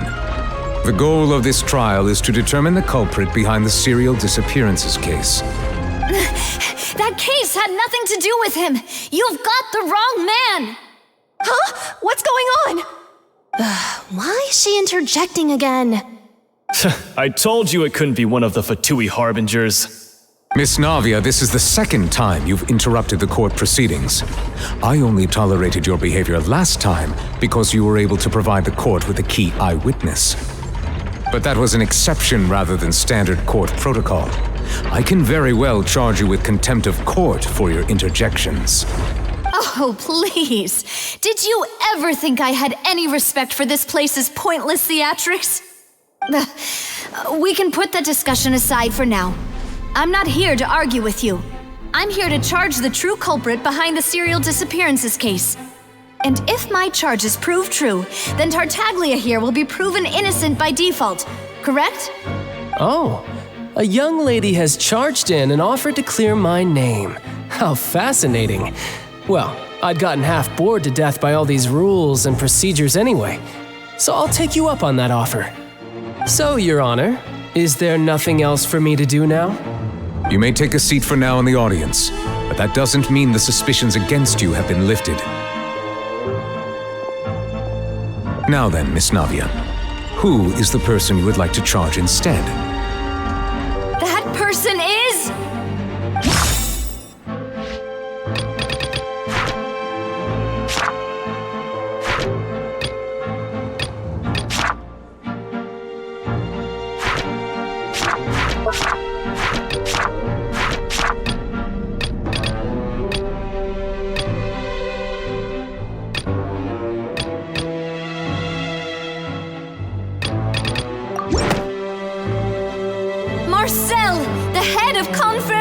of Cabriere!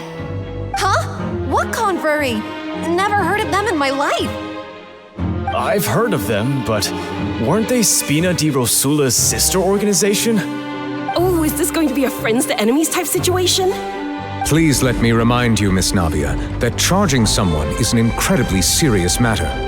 Committing to the charge also means taking on the legal responsibilities associated with it. And if the charge fails, depending on the circumstances, you may also be charged with the crime of making a false accusation. Knowing this, do you still wish to charge this man? Yes, I do. In that case, I declare the charge to be valid. Miss Navia and attorneys, please take your places on the court. Members of the guards, Please contact Mr. Marcel right away so that he may stand trial.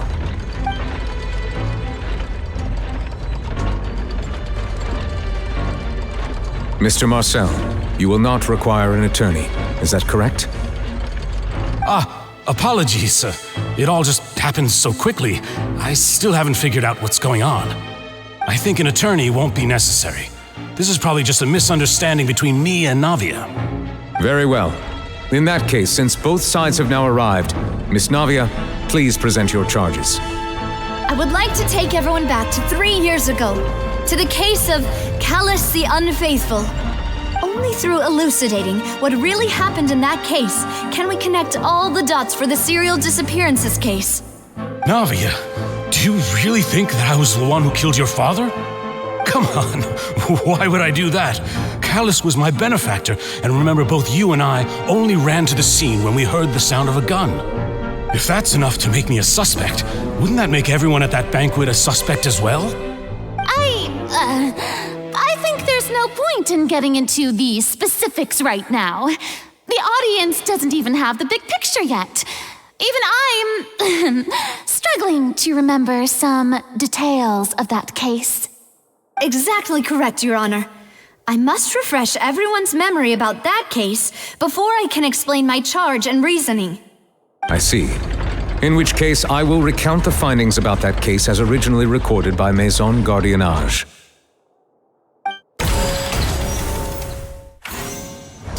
On the day of the murder, Spina di Rosula hosted a large banquet in a countryside estate owned by the Confrérie of Cabrières.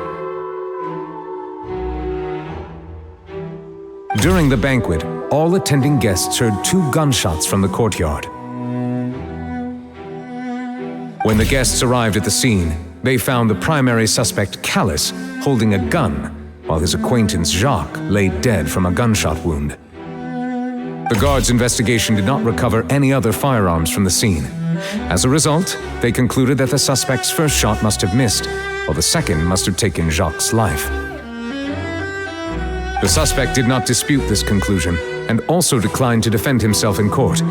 Instead, he chose to prove his innocence through a duel. Callus was defeated by champion duelist Clarand in the ensuing duel, and soon succumbed to the injuries. These are the known facts about the case.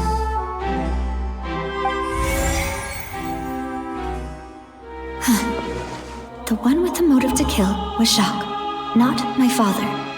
And even so, Jacques still had no reason to pull the trigger. In truth, the third person shot Jacques first, and was shot in turn by my father when my father seized the gun from him. After that, the true culprit turned the third person into water, erasing all traces of him from the scene. Thank you for the summary, Your Honor. Of course, the guard's conclusion appeared quite sensible to us at the time. However, we should revisit the case now that we've gained new information about the abilities of water from the primordial sea.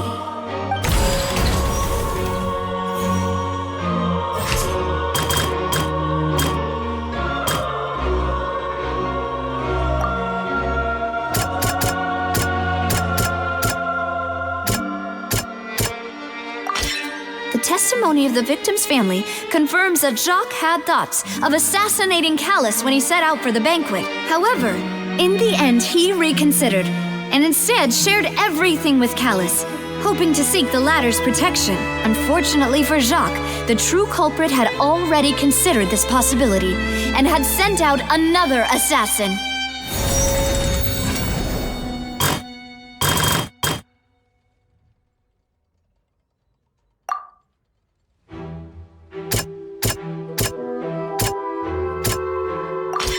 This assassin first shot Jacques, then turned to shoot Callus, only for Callus to wrestle the gun from him and kill him instead.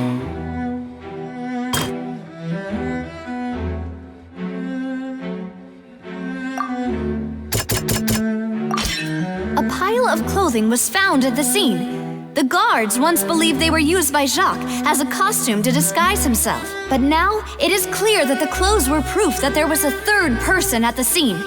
and that they were turned into water after committing the murder. Since it was raining that day, the culprit was confident that they could use the rain to wash away all traces of their dissolved accomplice. Realizing this, the true culprit caused the hired assassin to dissolve into water, leading everyone to believe Callus was responsible for Jacques' murder. This is the true version of events.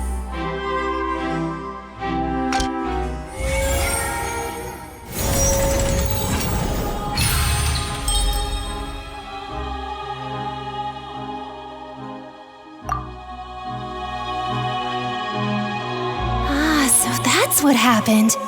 Wait, you're telling me something as dangerous as water from the primordial sea has been used for all these years? What a great theory. It also explains Callus's and Jacques' respective motives. I guess they didn't shoot each other after all. Mr. Marcel, you are the one being charged with the crime. You should provide a rebuttal if you wish to prove your innocence. But I think I agree with everything Navia just said. In fact, there was nothing in her speech that directly implicated me. Then, may I ask some questions? In my opinion, we primarily need to determine two things. One, do you have the evidence to back up your claims? I'm afraid not. At least not at this very moment. Boo! If you don't have any evidence, you should just go home! I may not have the evidence with me, but I know where I could go to collect it. If we look up the deserted clothes against a record of people who went missing around the same time, we should be able to find a match. Considering the serial disappearances case, the guards probably kept careful records of all missing persons from around that time, regardless of age or gender. That makes sense to me. Monsieur Neuvillette, I would consider this to be a reasonable investigative direction. Why do I feel like Farina's acting a little differently today? Maybe she's scared of embarrassing herself again? Alternatively, she's become more diligent after charging an innocent citizen in the last trial. My second question has to do with the ensuing duel. If the truth is indeed as you described, then why didn't Mr. Callus explain himself in court? If he had testified that a person had been dissolved, he could have at least mounted a defense. I've thought about this too, and the answer is actually pretty simple. He felt there were things that were more important to him. The dissolving power of water from the primordial sea is an important secret for the true culprit of the serial disappearances case. My father could have exposed it for all to see, but he chose to take it to the grave. At that time, Spina di Rosula was in dire straits, and his reputation had already been shattered. He had no guarantee that going forward with the truth would allow the culprit to be brought to justice. What was certain, however, was that it would paint a gigantic target on my back. Boss once told me that Demoiselle had already been selected as the next target of the serial disappearances case. What? If the secret had gotten out, the culprit would have fought an all-out war with Espina right there and then. I wouldn't have been the only one in danger. All of us would have stood to lose our lives. Of course, the guards might eventually figure out the truth of the matter and determine that we were in the right. But what good would that do? How can a hollow verdict protect anyone? Had this opera house ever given my father any kind of confidence in its brand of justice, Spina di Rosula would have had no reason to exist. But by staying silent, we retained the ability to deter our opponents and continue the stalemate. I was able to become Spina di Rosula's president, which made me harder to target, as well as giving me more time to grow and learn. And once I have figured out the truth and stepped up to the challenge, I will do what this opera house cannot and restore my father's truth and honor back to him. So, you mean to say, your father intended to die in the duelist's ring? That's right. Do you have any proof? Of course. All you need is to ask his opponent, Clarand. I don't need your apology, your guilt, or your support from the shadows. you don't have to do anything for my sake. But since he entrusted his will to you, Clorand, you should tell us the truth about his sacrifice. So, during the duel, did you believe that Callus was intending to die? Yes, I did. As a champion duelist, I've fought many battles and taken a countless number of dishonored lives. In my line of work, I've seen all kinds of people give their all for the faintest hope to continue living. Some were determined, others passionate, and some even manic and twisted. Just one look and I can tell if a duelist is hoping to live or if they're looking to die. I hereby swear on my name and honor as a champion duelist that Mr. Callus never intended to leave the ring alive. Since that's your testimony, I have no more questions. It appears there really are good grounds to reopen this case. I concur. However, Miss Navia, you still have not explained the link between your father's case and the serial disappearances case. Right? What she said was fascinating, but kind of beside the point. Wait, weren't they just talking about the serial disappearances case? Of course, Your Honor. The two cases are connected via a matter of timing. In my father's case, the culprit intended to kill both Jacques and Callus. As a result, they planned to act after hearing 2 gunshots. And at the end of Linny's trial, the culprit also only dissolved the victim in front of everyone because they realized they were at risk of being identified. The culprit could only time their actions so precisely if they were already at the scene. Coincidentally, Marcel attended both the banquet and the trial. So that's why you suspected me. Even after hearing your reasoning, I still can't help but find it a little preposterous. I'm used to it, though. You've always been an impulsive and sentimental child, Navia. It's one of your most endearing traits. No need to appeal to pathos. I won't try to refute your points one by one, but even if everything you just said was true, can you prove that I was the only person present at both events? On top of that, does a person have to be physically present to control the timing? Can't someone remotely monitor the place?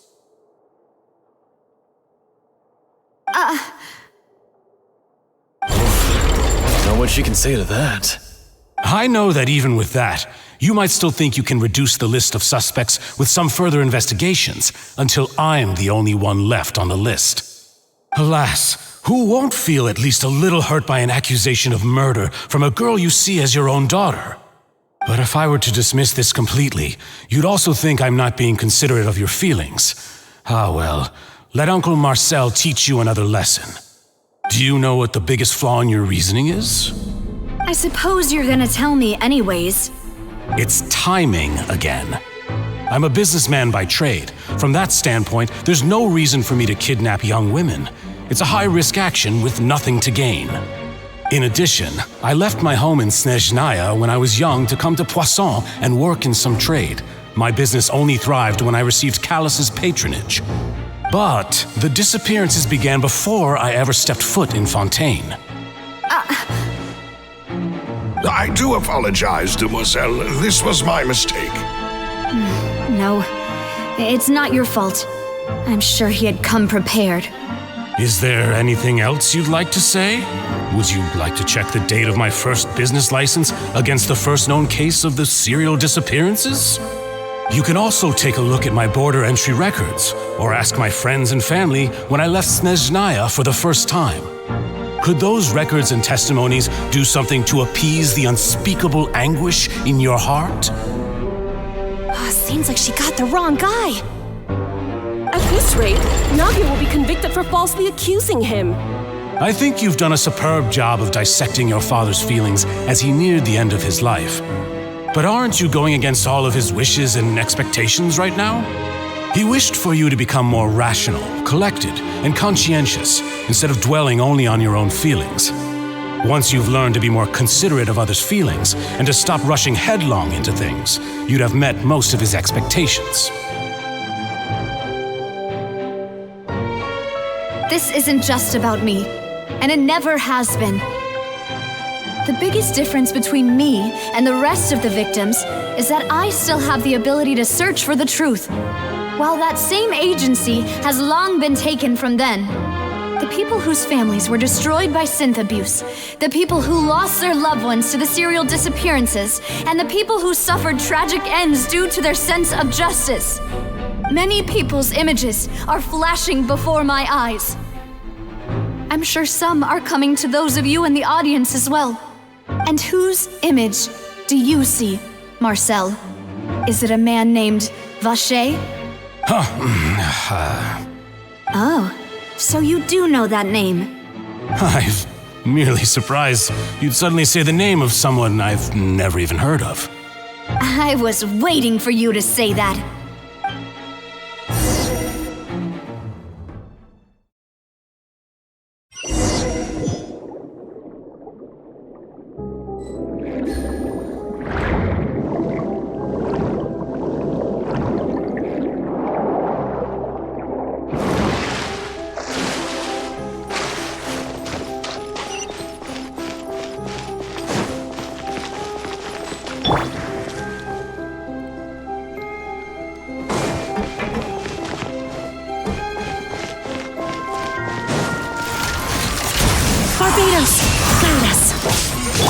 Strike a pose! Time to shine! Quietly now.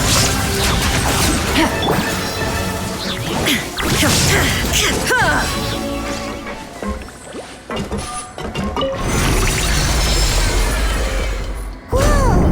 The floor is going up! Is it because of this mechanism in the middle? That guy really prepared a lot of stuff for this place.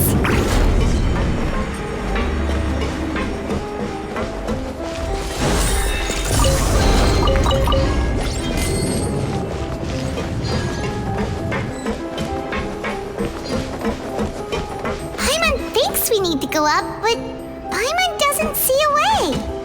Let's take a look around. Maybe we'll find a hidden mechanism that'll show us the way up.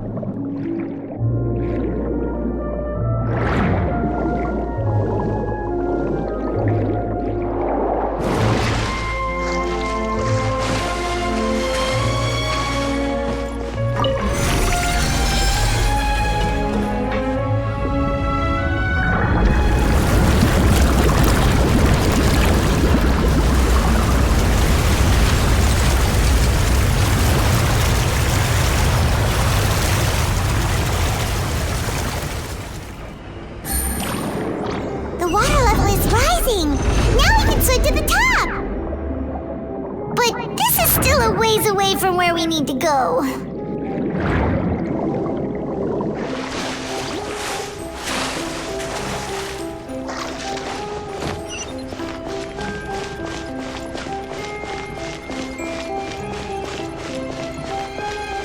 Things are about to get dicey. Gotcha. Quietly now. Yoo-hoo! Let my name echo in song! Wind, hear me! Shine down!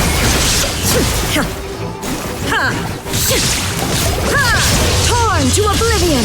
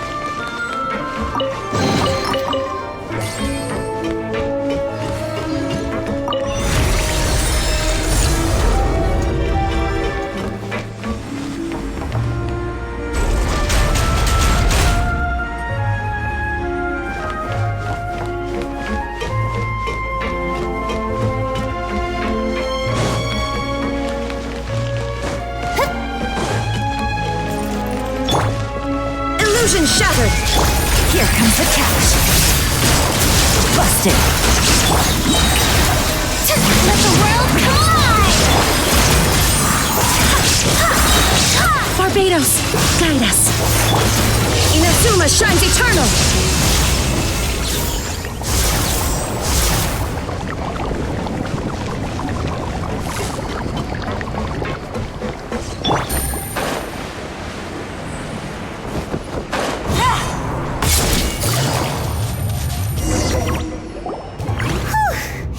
After all that, we finally made it to the innermost sanctum. Though, as expected, the mastermind isn't here.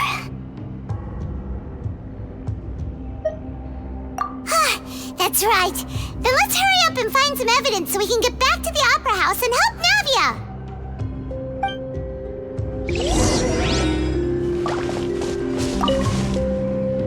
What's all this? Aw, it's a bunch of really cute things. Pink accessories, a hair tie, a necklace, even a makeup box. Oh, Paimon sees it too, but why are all these cute things labeled with different girls' names? Huh?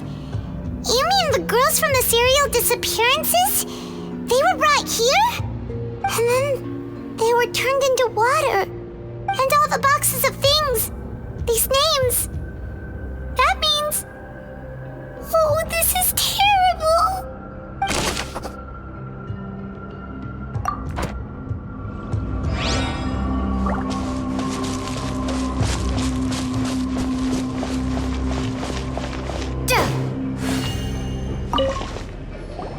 Whoa! There's so much synth here! And so many bottles of ingredients that probably just contain the waters of the primordial sea. Mixing in progress, ready to drink, stock sample? Huh. They've also got all the synth pretty clearly labeled. Whoa, there's even fruit-flavored synth? Yep, it's super obvious.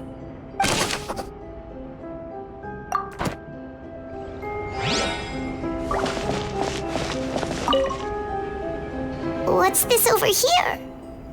Looks like some kind of place for research. Experiment number 16 aims to verify Jacob Ingold's research conclusions on the primordial sea and use his theory as a foundation to achieve a breakthrough. The experiment was a failure.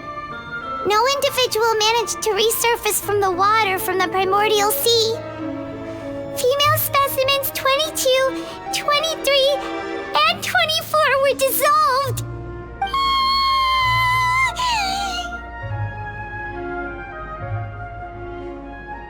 Sorry, Traveler. Paimon will try her best. It's just that Paimon's never read something so scary before. How can someone write something that terrible in such a matter-of-fact tone? You read the rest. Paimon's too scared to keep going. So that's why he did all of these experiments. Wait, did he really think he'd be able to find a way just by dissolving people over and over? That's just insane! Huh? Isn't that the name you heard by the fountain? Paimon thought he was an eyewitness in the serial disappearances case. Ah, you mean Vache is the one who did all of these... experiments? So that's it! Vache was no victim, but personally took his lover and... No, that's not it either! If that's the case, why would he want people to resurface from the water?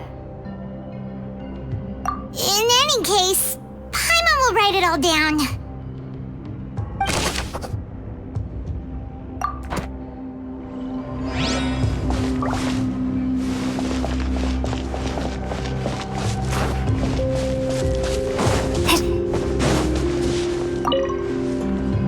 Let's see what's written here. Nothing escapes Detective Paimon's eyes. Callus. Navia's father. Oh, this seems to be an investigation report on him.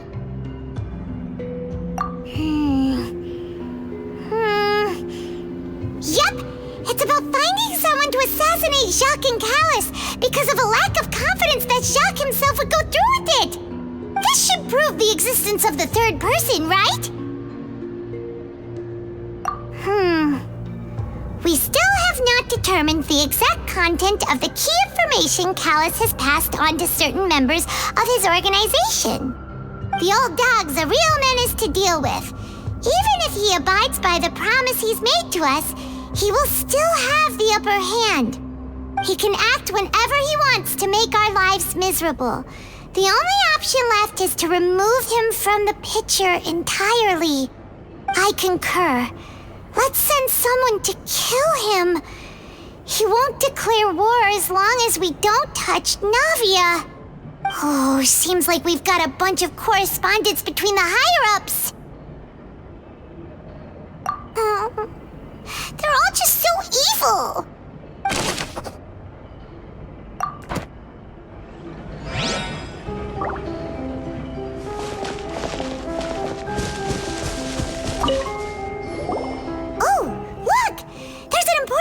Basin over here, and it's full of water.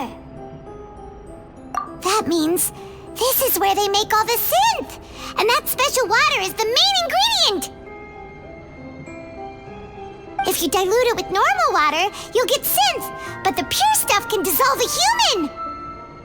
Paimon will take notes on this incriminating evidence.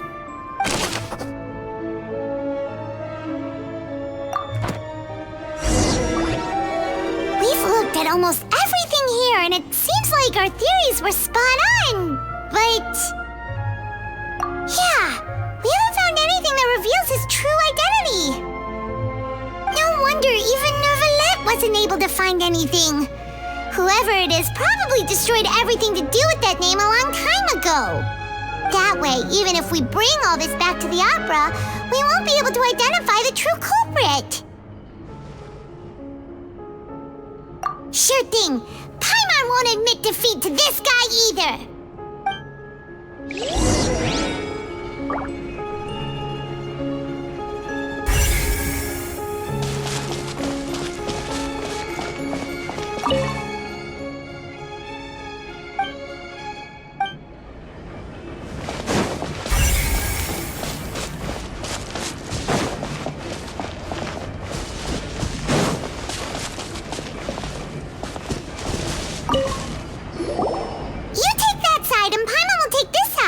Check everything carefully. We'll find something for sure.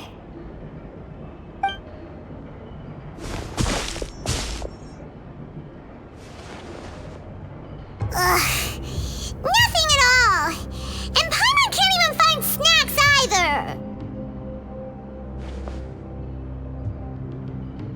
Whoa, really? Let Paimon see.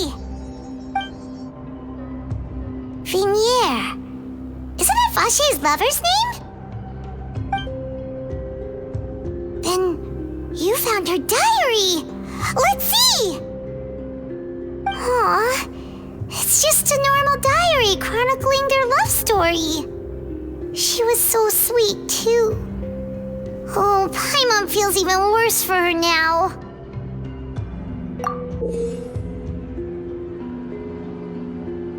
So many!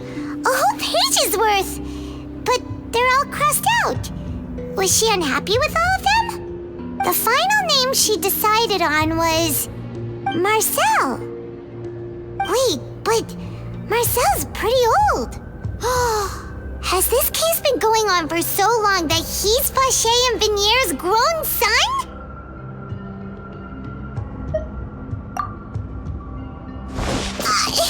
Hey! Paimon still hasn't figured it out yet.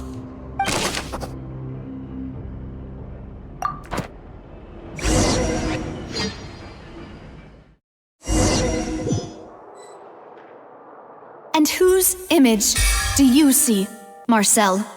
Is it a man named Vache? Oh, so you do know that name. I'm merely surprised you'd suddenly say the name of someone I've never even heard of. I was waiting for you to say that. Navia! We're back! As expected of my partner. I just knew you'd return in the nick of time. Just how often do you intend to flout the rules of this court? It's all right, Monsieur Nervalette. Given their confidence, I expect they've found the crucial evidence.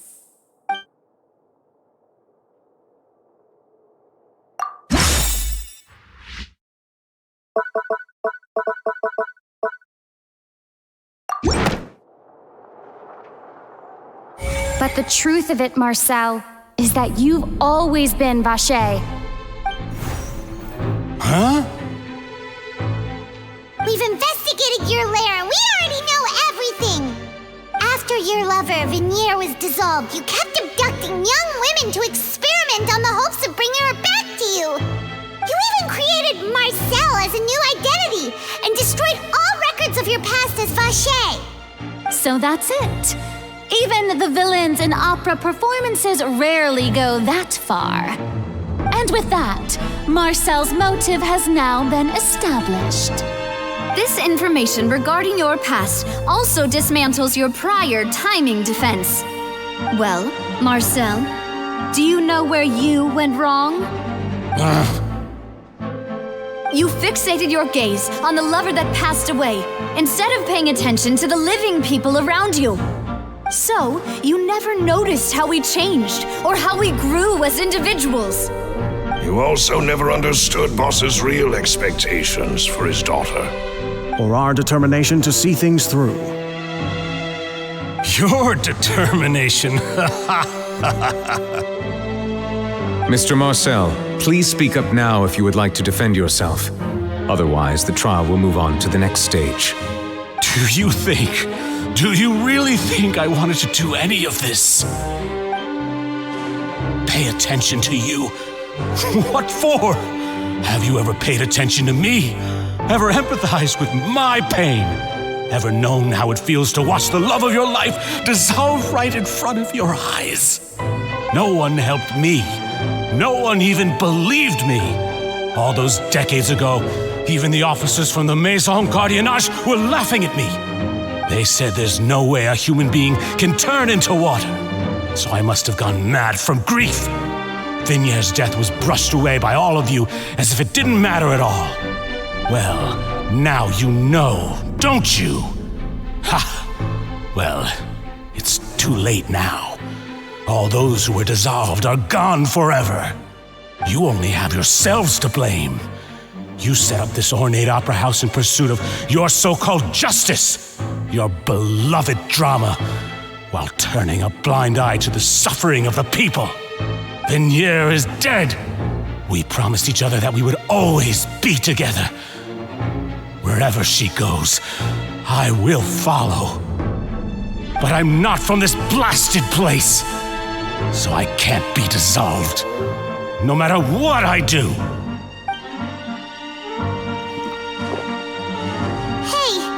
Is that water from the primordial sea that he's drinking? I can't dissolve! Can't dissolve! Can't dissolve! Do you all see? I can't go! I can't follow! So if I can't go where she is, what choice do I have but to try to bring her back? I did all of that, and in the end, that accursed Callus still got the better of me. I spent my entire life living on pins and needles, only to get stabbed by his idiot daughter at the very end. The suspect is exhibiting signs of mental distress. Guards, please restrain him. Don't touch me! Don't anybody come near me! I still need to save Venier. A promise. We made a promise. Venier! Please, Venier, don't think badly of me. All I want to do is fulfill our promise. At this point, the verdict of this trial is clear. With Mr. Marcel's conviction, the charges against Mr. Tartaglia no longer have any basis. Fine by me. I was in a bad mood, but after a show like that, I'm actually feeling pretty good. Traveler, Please submit all the evidence you have collected to the guards, so that I might review and summarize the truth behind the serial disappearances case. The man now known as Marcel was originally named Vacher and worked as an adventurer with his partner and lover Vignier. During an underwater expedition, Vignier accidentally came into contact with water from the primordial sea and was dissolved in front of Vacher as a result. Vacher learned of the primordial water's existence through the work of others and began to kidnap young women for research, with the goal of discovering a method to restore Vignier back to life. To cover his tracks, he invented the new alias of Marcel and began to operate a business in Poisson. During the course of his research, Vacher discovered that a diluted concoction of water from the primordial sea can induce feelings of euphoria, and began to manufacture and market synth. However, as he accumulated wealth to fund his continued research and expanded the scope, he came into conflict with Spina di Rosula. After exchanging blows with Spina di Rosula for many years, Vacher decided to assassinate their president Callus at a banquet. Although the assassination did not go as Vacher expected, he was able to turn Callus into the murder suspect by dissolving the assassin he sent to the scene. And just recently, Vacher attempted to frame Linny as the culprit of the serial disappearances case, using a similar method. However, his attempt to frame Linny failed, and the power of water from the primordial sea became public knowledge. This case also exposed enough of Vacher's machinations that he was eventually successfully charged in court. Thus concludes the enigmatic history of the serial disappearances case, with the truth revealed to all.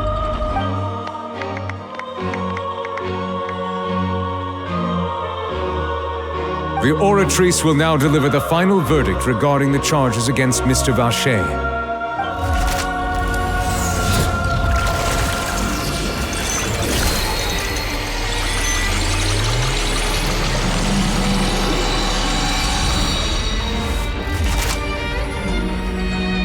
According to the judgment of the Oratrice Mécanique d'Analyse Cardinale, Mr. Vacher is guilty. Guards! Take Vacher away. Good. It's what he deserves. With that, the serial disappearances case is over now. We really just witnessed history. Who would have thought the true culprit would be such a polite and well-spoken guy? Yippee! We helped Navia bring the bad guy to justice! He's hurt so many innocent people and now he's finally getting what he deserves. Huh? Are you okay? Demoiselle, you were absolutely brilliant. The day our late boss had always hoped for has finally come. You can rest easy now, knowing justice has been served. Yeah.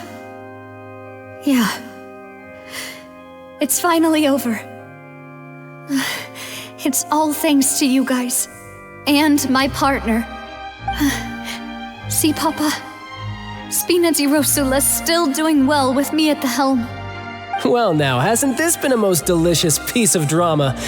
The villain has been caught, justice has been served, past wrongs have been righted, and it's a big ol' happy ending. Since it's been such a great show, I'll just let the false accusations against me slide. Either way, I've still got some business to attend to, so if you'll excuse me... Please wait just one moment, Mr. Tartaglia. What now? None of this has anything to do with me. According to court protocol, since this trial was initiated due to a charge against you, a verdict must also be made regarding the initial charge before the trial can conclude. Oh, come on. Is this really necessary? Haven't you already caught the real criminal? Isn't it time for side characters like me to exit stage left? Please respect the laws of Fontaine. This has always been the rule. All right, but this sure is a lot of hassle. All I need to do is stand over there, right? Let's just get this over with. Through evidence presented in the public trial that was just held, it has been established that Mr. Tartaglia has no direct connection to the serial disappearances case. The guilty party has been identified, and thus it is logical to suppose Mr. Tartaglia is innocent of the charges. We now turn to the Oratrice Mécanique d'Analyse Cardinale to render the final verdict on the charges.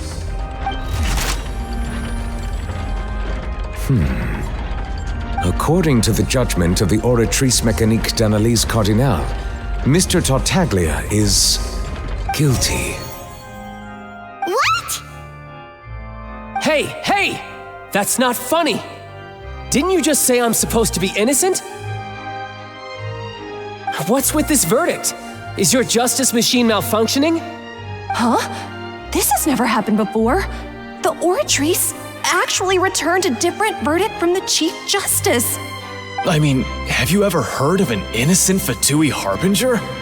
Do you think the Oratrice might have just convicted him on general principle? But weren't the charges about the serial disappearances case? No matter what else he's guilty of, it shouldn't affect the verdict in this case, right? The judgment of the Oratrice Mécanique d'Analyse Cardinale is, by law, the final verdict of the court. We must accept the guilty verdict. Guards, please take the suspect into custody per court protocol.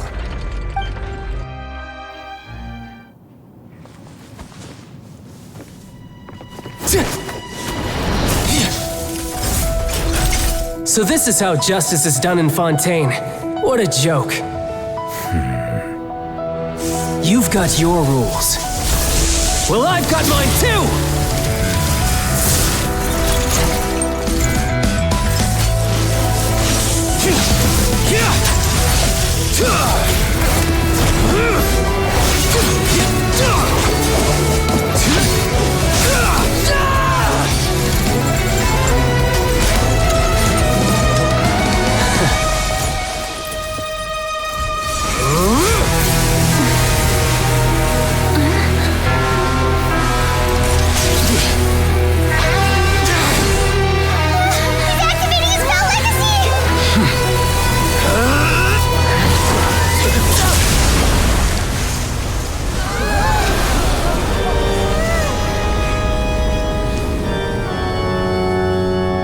I am sorry.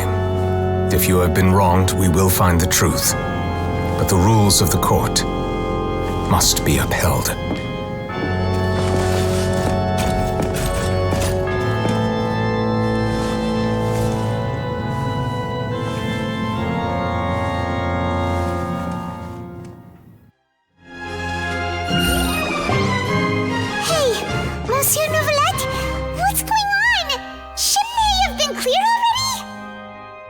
Apologies. This is also the first time I've encountered such a situation. However, according to the rules established at the conception of Fontaine's court system, the Oratrice's judgment is the final verdict of the court. All I do is follow court procedure. As for why the Oratrice arrived at the conclusion it did, you should probably ask someone more knowledgeable than me. Why are you looking at me? I had nothing to do with it! I don't know what happened there either! Hey, stop staring at me! What does Lady Farina mean by that? She says she has no idea either, but that's impossible. Didn't she create the Oratrice herself? Yeah, so are the verdicts reliable or not? Can results like this really be called justice?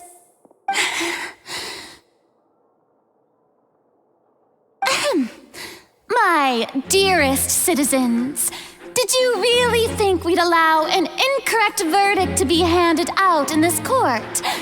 Did you really believe that the judgment could be mistaken or be the result of some sort of random mishap? Don't tell me you thought even I had been blindsided by the Oratrice's result. But the way she looked just now, it was pretty obvious she had no idea what was going on. However, given the state of things, I shall give you an explanation. Everything that just took place, including my supposed shock and bafflement, was a part of an elaborate performance, with every action meant to stir up drama and excitement. And, of course. For every performance, there is a script. Everything has unfolded exactly as I expected from the very beginning. As the embodiment of the very concept of justice, the Oratrice shall never render an arbitrary judgment! If you thought Child had nothing to do with the serial disappearances case, it is only because you've been blinded by the superficial appearance of innocence. Everything he's done, not to mention the danger he poses, are beyond ordinary comprehension and completely unforgivable! All shall be revealed in time. You will come to understand my noble intentions, as well as the absolute correctness of the Oratrice's verdict.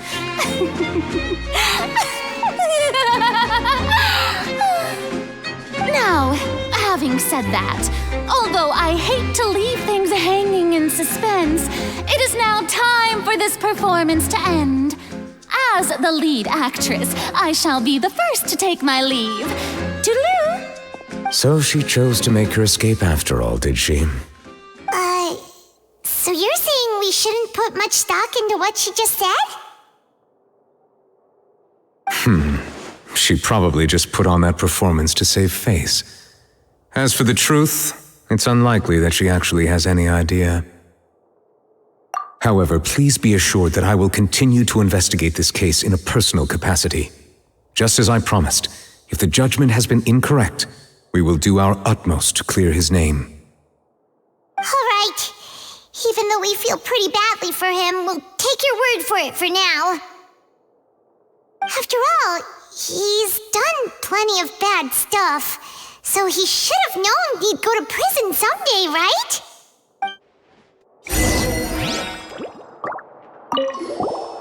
Oh, Monsieur Nervalet!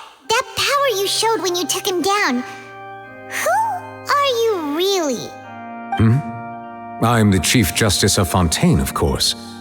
If officers of the law lack the strength and capability to enforce it, then it makes a mockery of justice.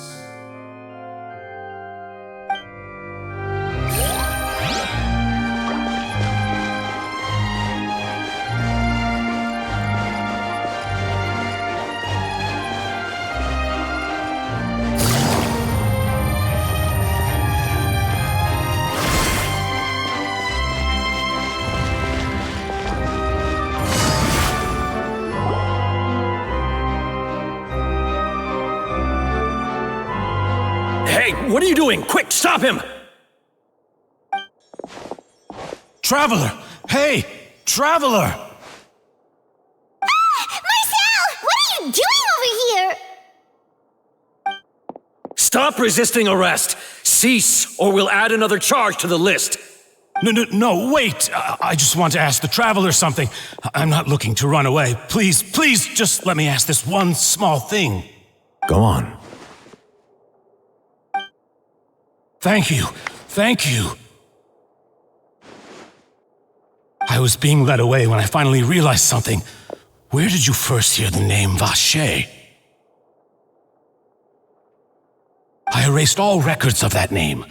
So, unless... Are you still trying to prove your innocence? Give it up, you've already been convicted. Really? You did? You're sure? You met her, but how could that be? How did you manage to do it? The Fountain of Lucine? Then she's been so close to me all along, and I just never... Please give me a chance to talk to her again. Just let the Traveler take me to the fountain to see her one last time. This is the last request I'll ever make in my life. You can do whatever you want to me afterwards. I don't care. What? Give an inch and you want to take a mile? Do you think serial killers get to make requests like that? Paimon agrees. Why should we give him what he wants when he's only done a ton of super terrible things? This request, is it worth as much to you as your life? Of course! Wait, no, it's worth even more than my life. Humans, will they betray the instinct to live just to satisfy spiritual needs? Very well. I will grant your request. Your Honor, I fear that... I will go with him. You do not need to worry about any escape. In that case, I shall leave him in your most capable hands, Chief Justice. Thank you, Your Honor.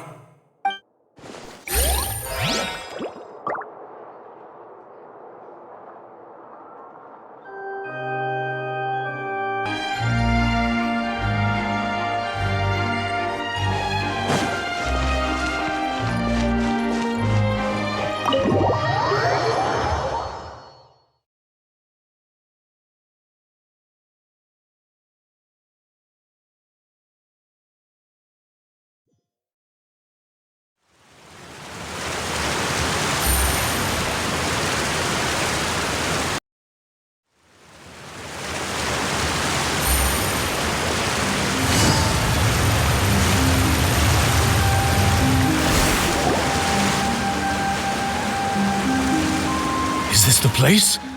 You said she's here, but what do I need to do to see her? Yeah, and even Paimon could hear her after drinking that thing. Didn't you just drink a lot of it on the stage as well? Oh, in that case... Vache! Ah! Yes, that's it! So you heard it too! Vinier, it's me! It's me, Vache! Vache? Vache? I'm here! Where are you, Vinier? I'm coming for you. I'm finally here for you. Hey, wait! Be careful! Hey, wait! Vinier, is that you? It's me, Vache! Vinier! Vache? Why did you come? Didn't I say? You don't need to look for me. You look a lot older than I remember. How long has it been? It's been more than 20 years. I've suffered for over 20 years since the day you left. All this time, only the thought of bringing you back has kept me alive. Nothing else mattered to me. I must be dreaming. Who would have thought I'd get the chance to tell you all of my feelings like this? Vinier, you are my everything. I really don't know how I could live without you. But Vache, if you ask me, this world would be better off without you. What are you saying? If not for you, I would have finished my law degree and probably become a top-tier attorney one day.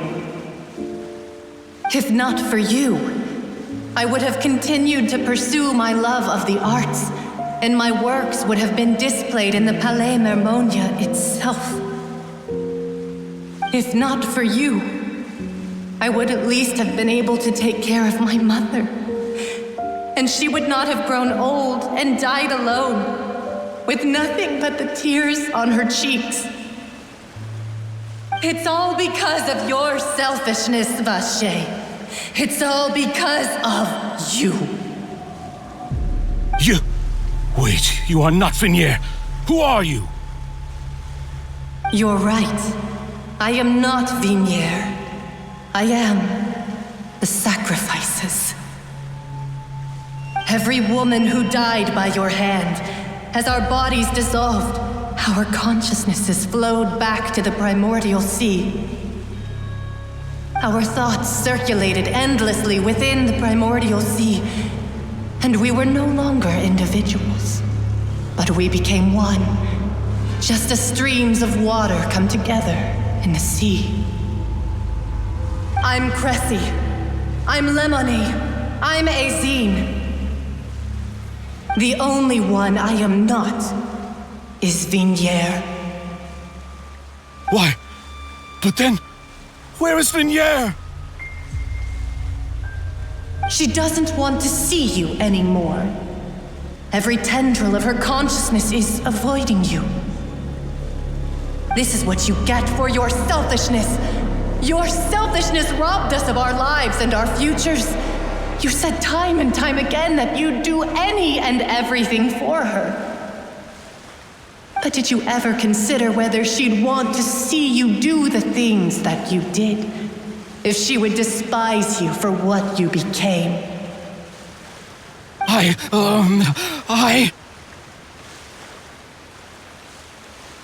You are a liar, a heartless murderer, and a cowardly narcissist. The only thing you are not is Vigniere's beloved. From the moment your first victim died and her consciousness merged with Vigniere's, she has had nothing but pure hatred for you.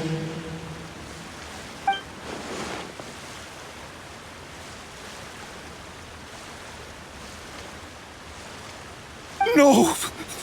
Vidier! She can't hate me. Let me see her, please. Have mercy. You still don't understand. When I said don't look for me, that came from the real Vigniere. She really doesn't want to see you anymore. But on top of that, she also said that because it's her final drop of pity for you.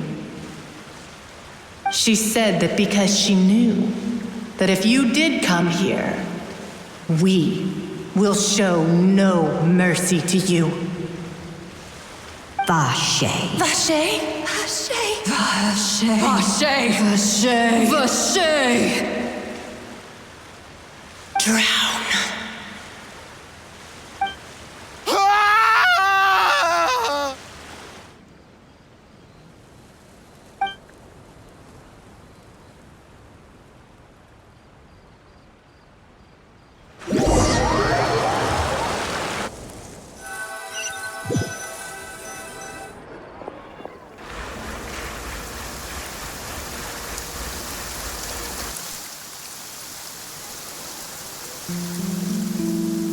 Finally, we have some time to do shopping. Gosh, it's really been a long time since we've been able to relax. Well met, partner. I knew something great was going to happen when I woke up in such a good mood today. Even this weather can't put a damper on the demoiselle's mood. It's a pleasure to see you both again. Oh, hey, Navia! It's been a few days. Paimon's already started to miss you. Oh, now that I believe. I'm easy to work with and always bring home the bacon. Who wouldn't treasure having a partner like me? Sounds like you're really enjoying life these days, Navia. What have you been busy with since the trial? It's just been one thing after the other.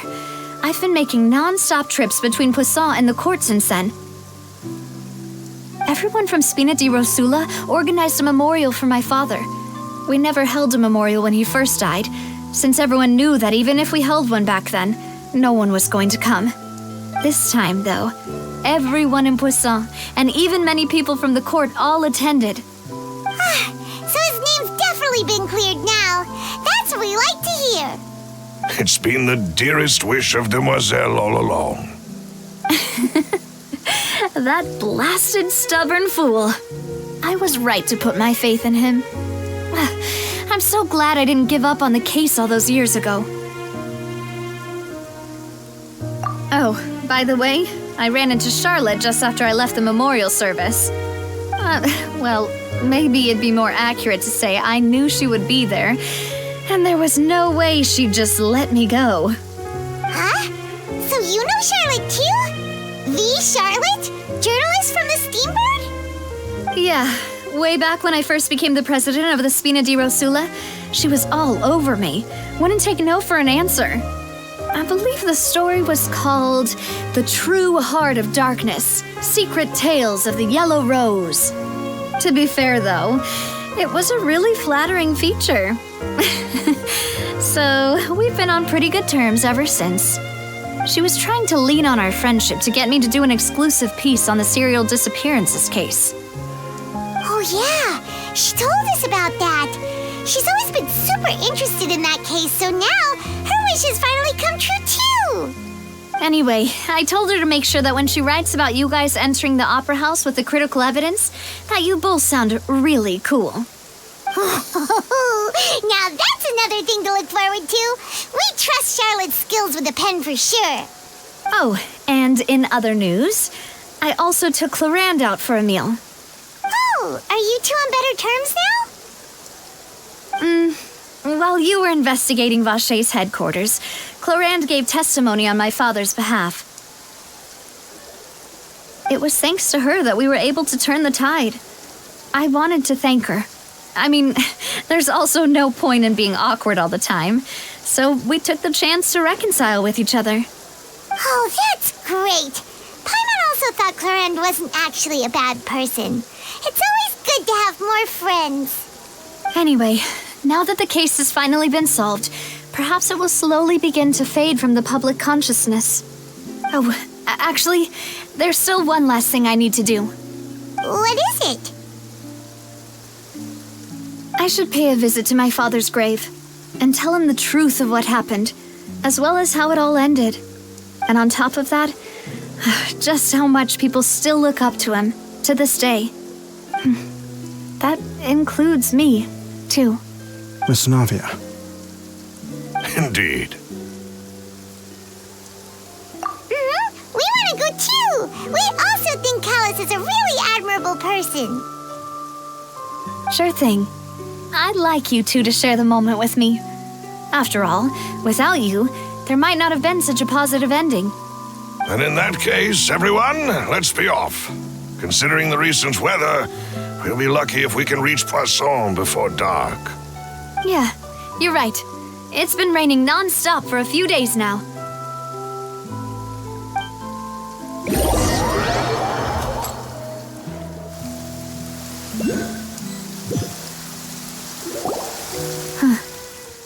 This is where my father's grave is. To be perfectly honest, even I haven't been back here for a long time. Huh? There's someone there already. Wait, that figure. It can't be... Isn't it Neuvillette? Why would the Chief Justice be here? Huh? Navia?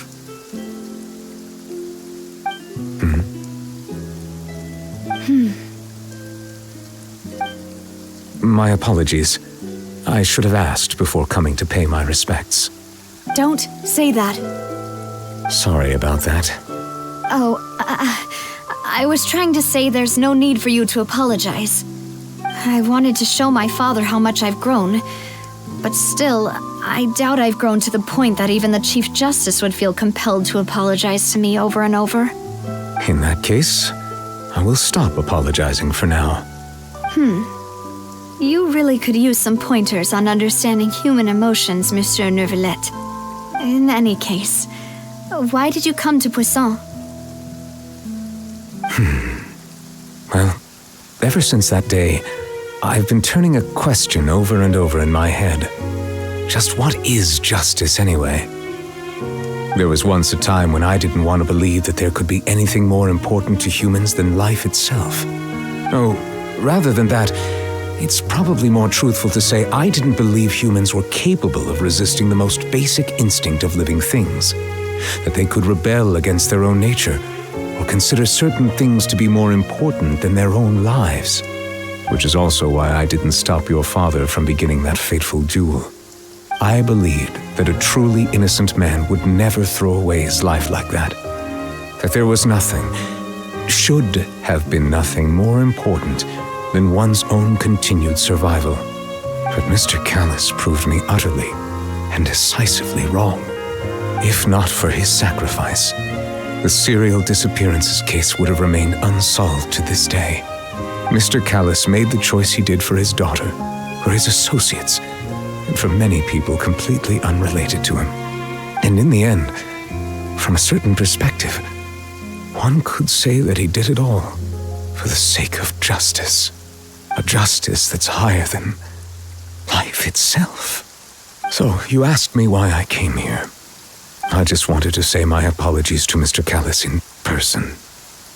I should have noticed all of this much sooner. This regret has filled me with a sadness that has haunted me for days. That high and mighty chair in the opera Epiclese indeed insulates one from many important things. Spina di Rosula, thank you so much for your hard work and perseverance. I'm sorry for being mad at you before. So, you're actually one of those types that's cold on the outside, but pretty thoughtful on the inside, huh? That reminds me of Silver, one of my guys. Sorry about that. Self-expression is not one of my strong suits. Didn't I just say you don't need to apologize? Ah, so Navia and Neuvillette seem to have made their peace as well. Let's not disturb them for now. We can wait till after they're done.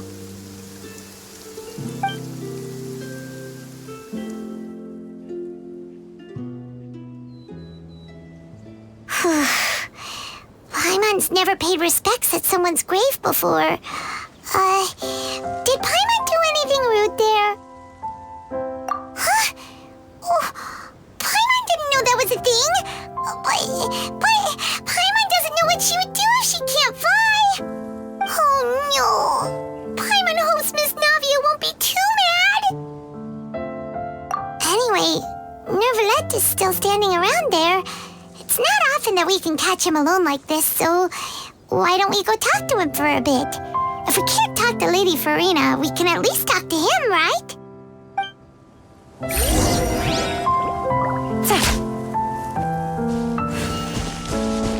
Take it easy.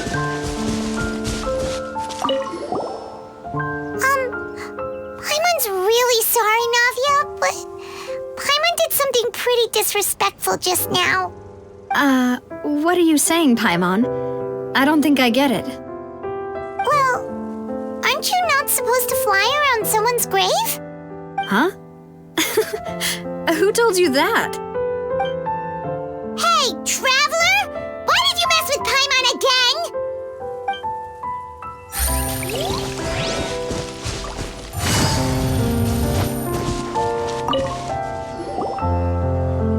Oh, it's you two. Did Miss Navia invite you to come pay your respects to her father? We ran into Navia on the streets today, so we just followed her here. I see. Then is there something that I can help you with? Well, it's pretty hard to run into you like this since you're usually super busy. So we figured we could try to ask you a few questions, if that's okay. Please feel free. Though outsiders, you helped us solve one of the greatest mysteries in Fontaine, and it would be my pleasure to return the favor. So, at court, the bad guys referred to that special water as water from the primordial sea, but what is it really?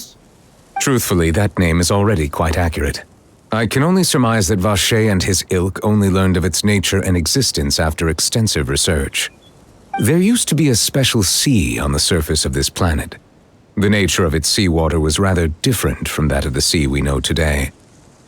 Most of Tevat's life forms were first born in that special sea. You could say it nurtured much of the life on this planet. Huh.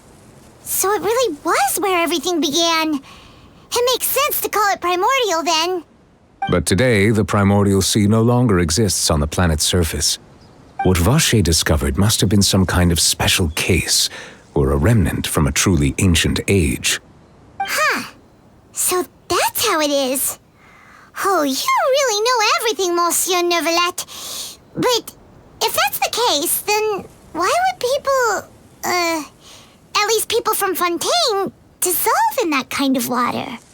Indeed. Why would the primordial sea, which was known to engender and nurture life, suddenly reverse itself and devour life instead?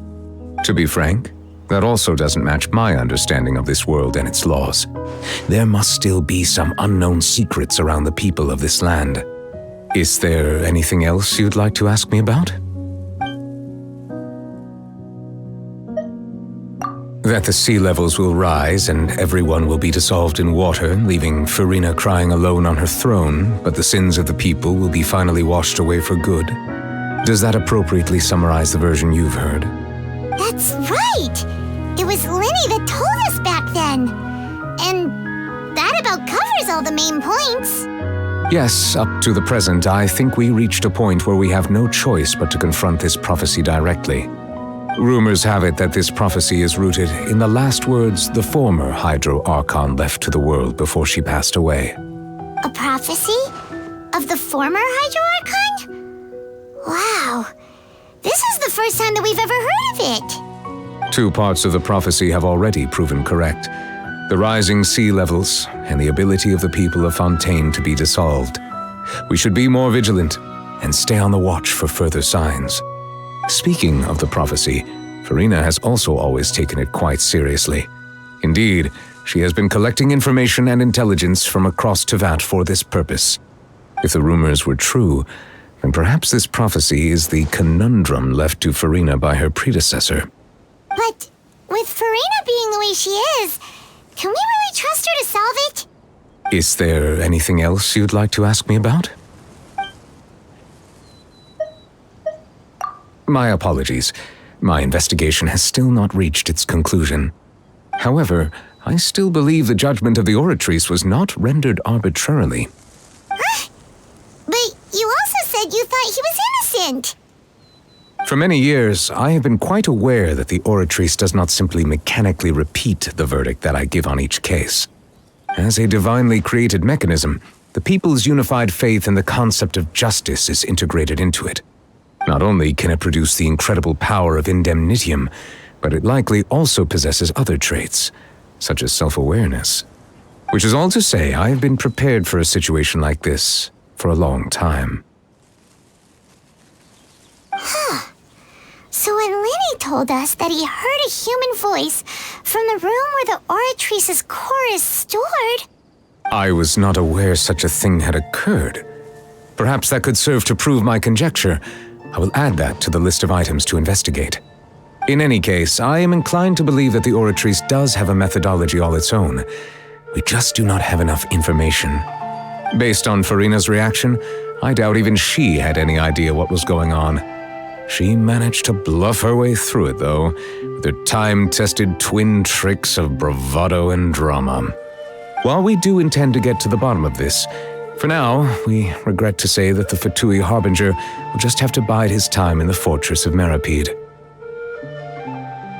If we did incorrectly convict him of crimes he did not commit, we will most certainly compensate him to the fullest extent allowed by the law. If you ask Paimon, the only compensation he'll want is a no-holds-barred fight with you. Is there anything else you'd like to ask me about? Your sibling, another blonde-haired traveler. I'm sorry, but I've never seen anyone who matches that description. If he ever stepped foot in Fontaine, I'm sure he followed our laws to the letter and had no reason to appear on the stage of the opera Epiclese. Is there anything else you'd like to ask me about? Very well. It was my honor to provide you with what answers I could. I very much enjoyed conversing with you. It will soon be time for me to leave this blissful tranquility behind and return to Palais Memornia. You really are super busy, Monsieur Neuvillette. Paimon thought you only came here to pay your respects today because you had the day off. Crime and villainy do not have the day off, and so justice must work around the clock as well. This is merely the nature of a justice's work. All right, you've got a point. Huh? Paimon just noticed that the rain has stopped.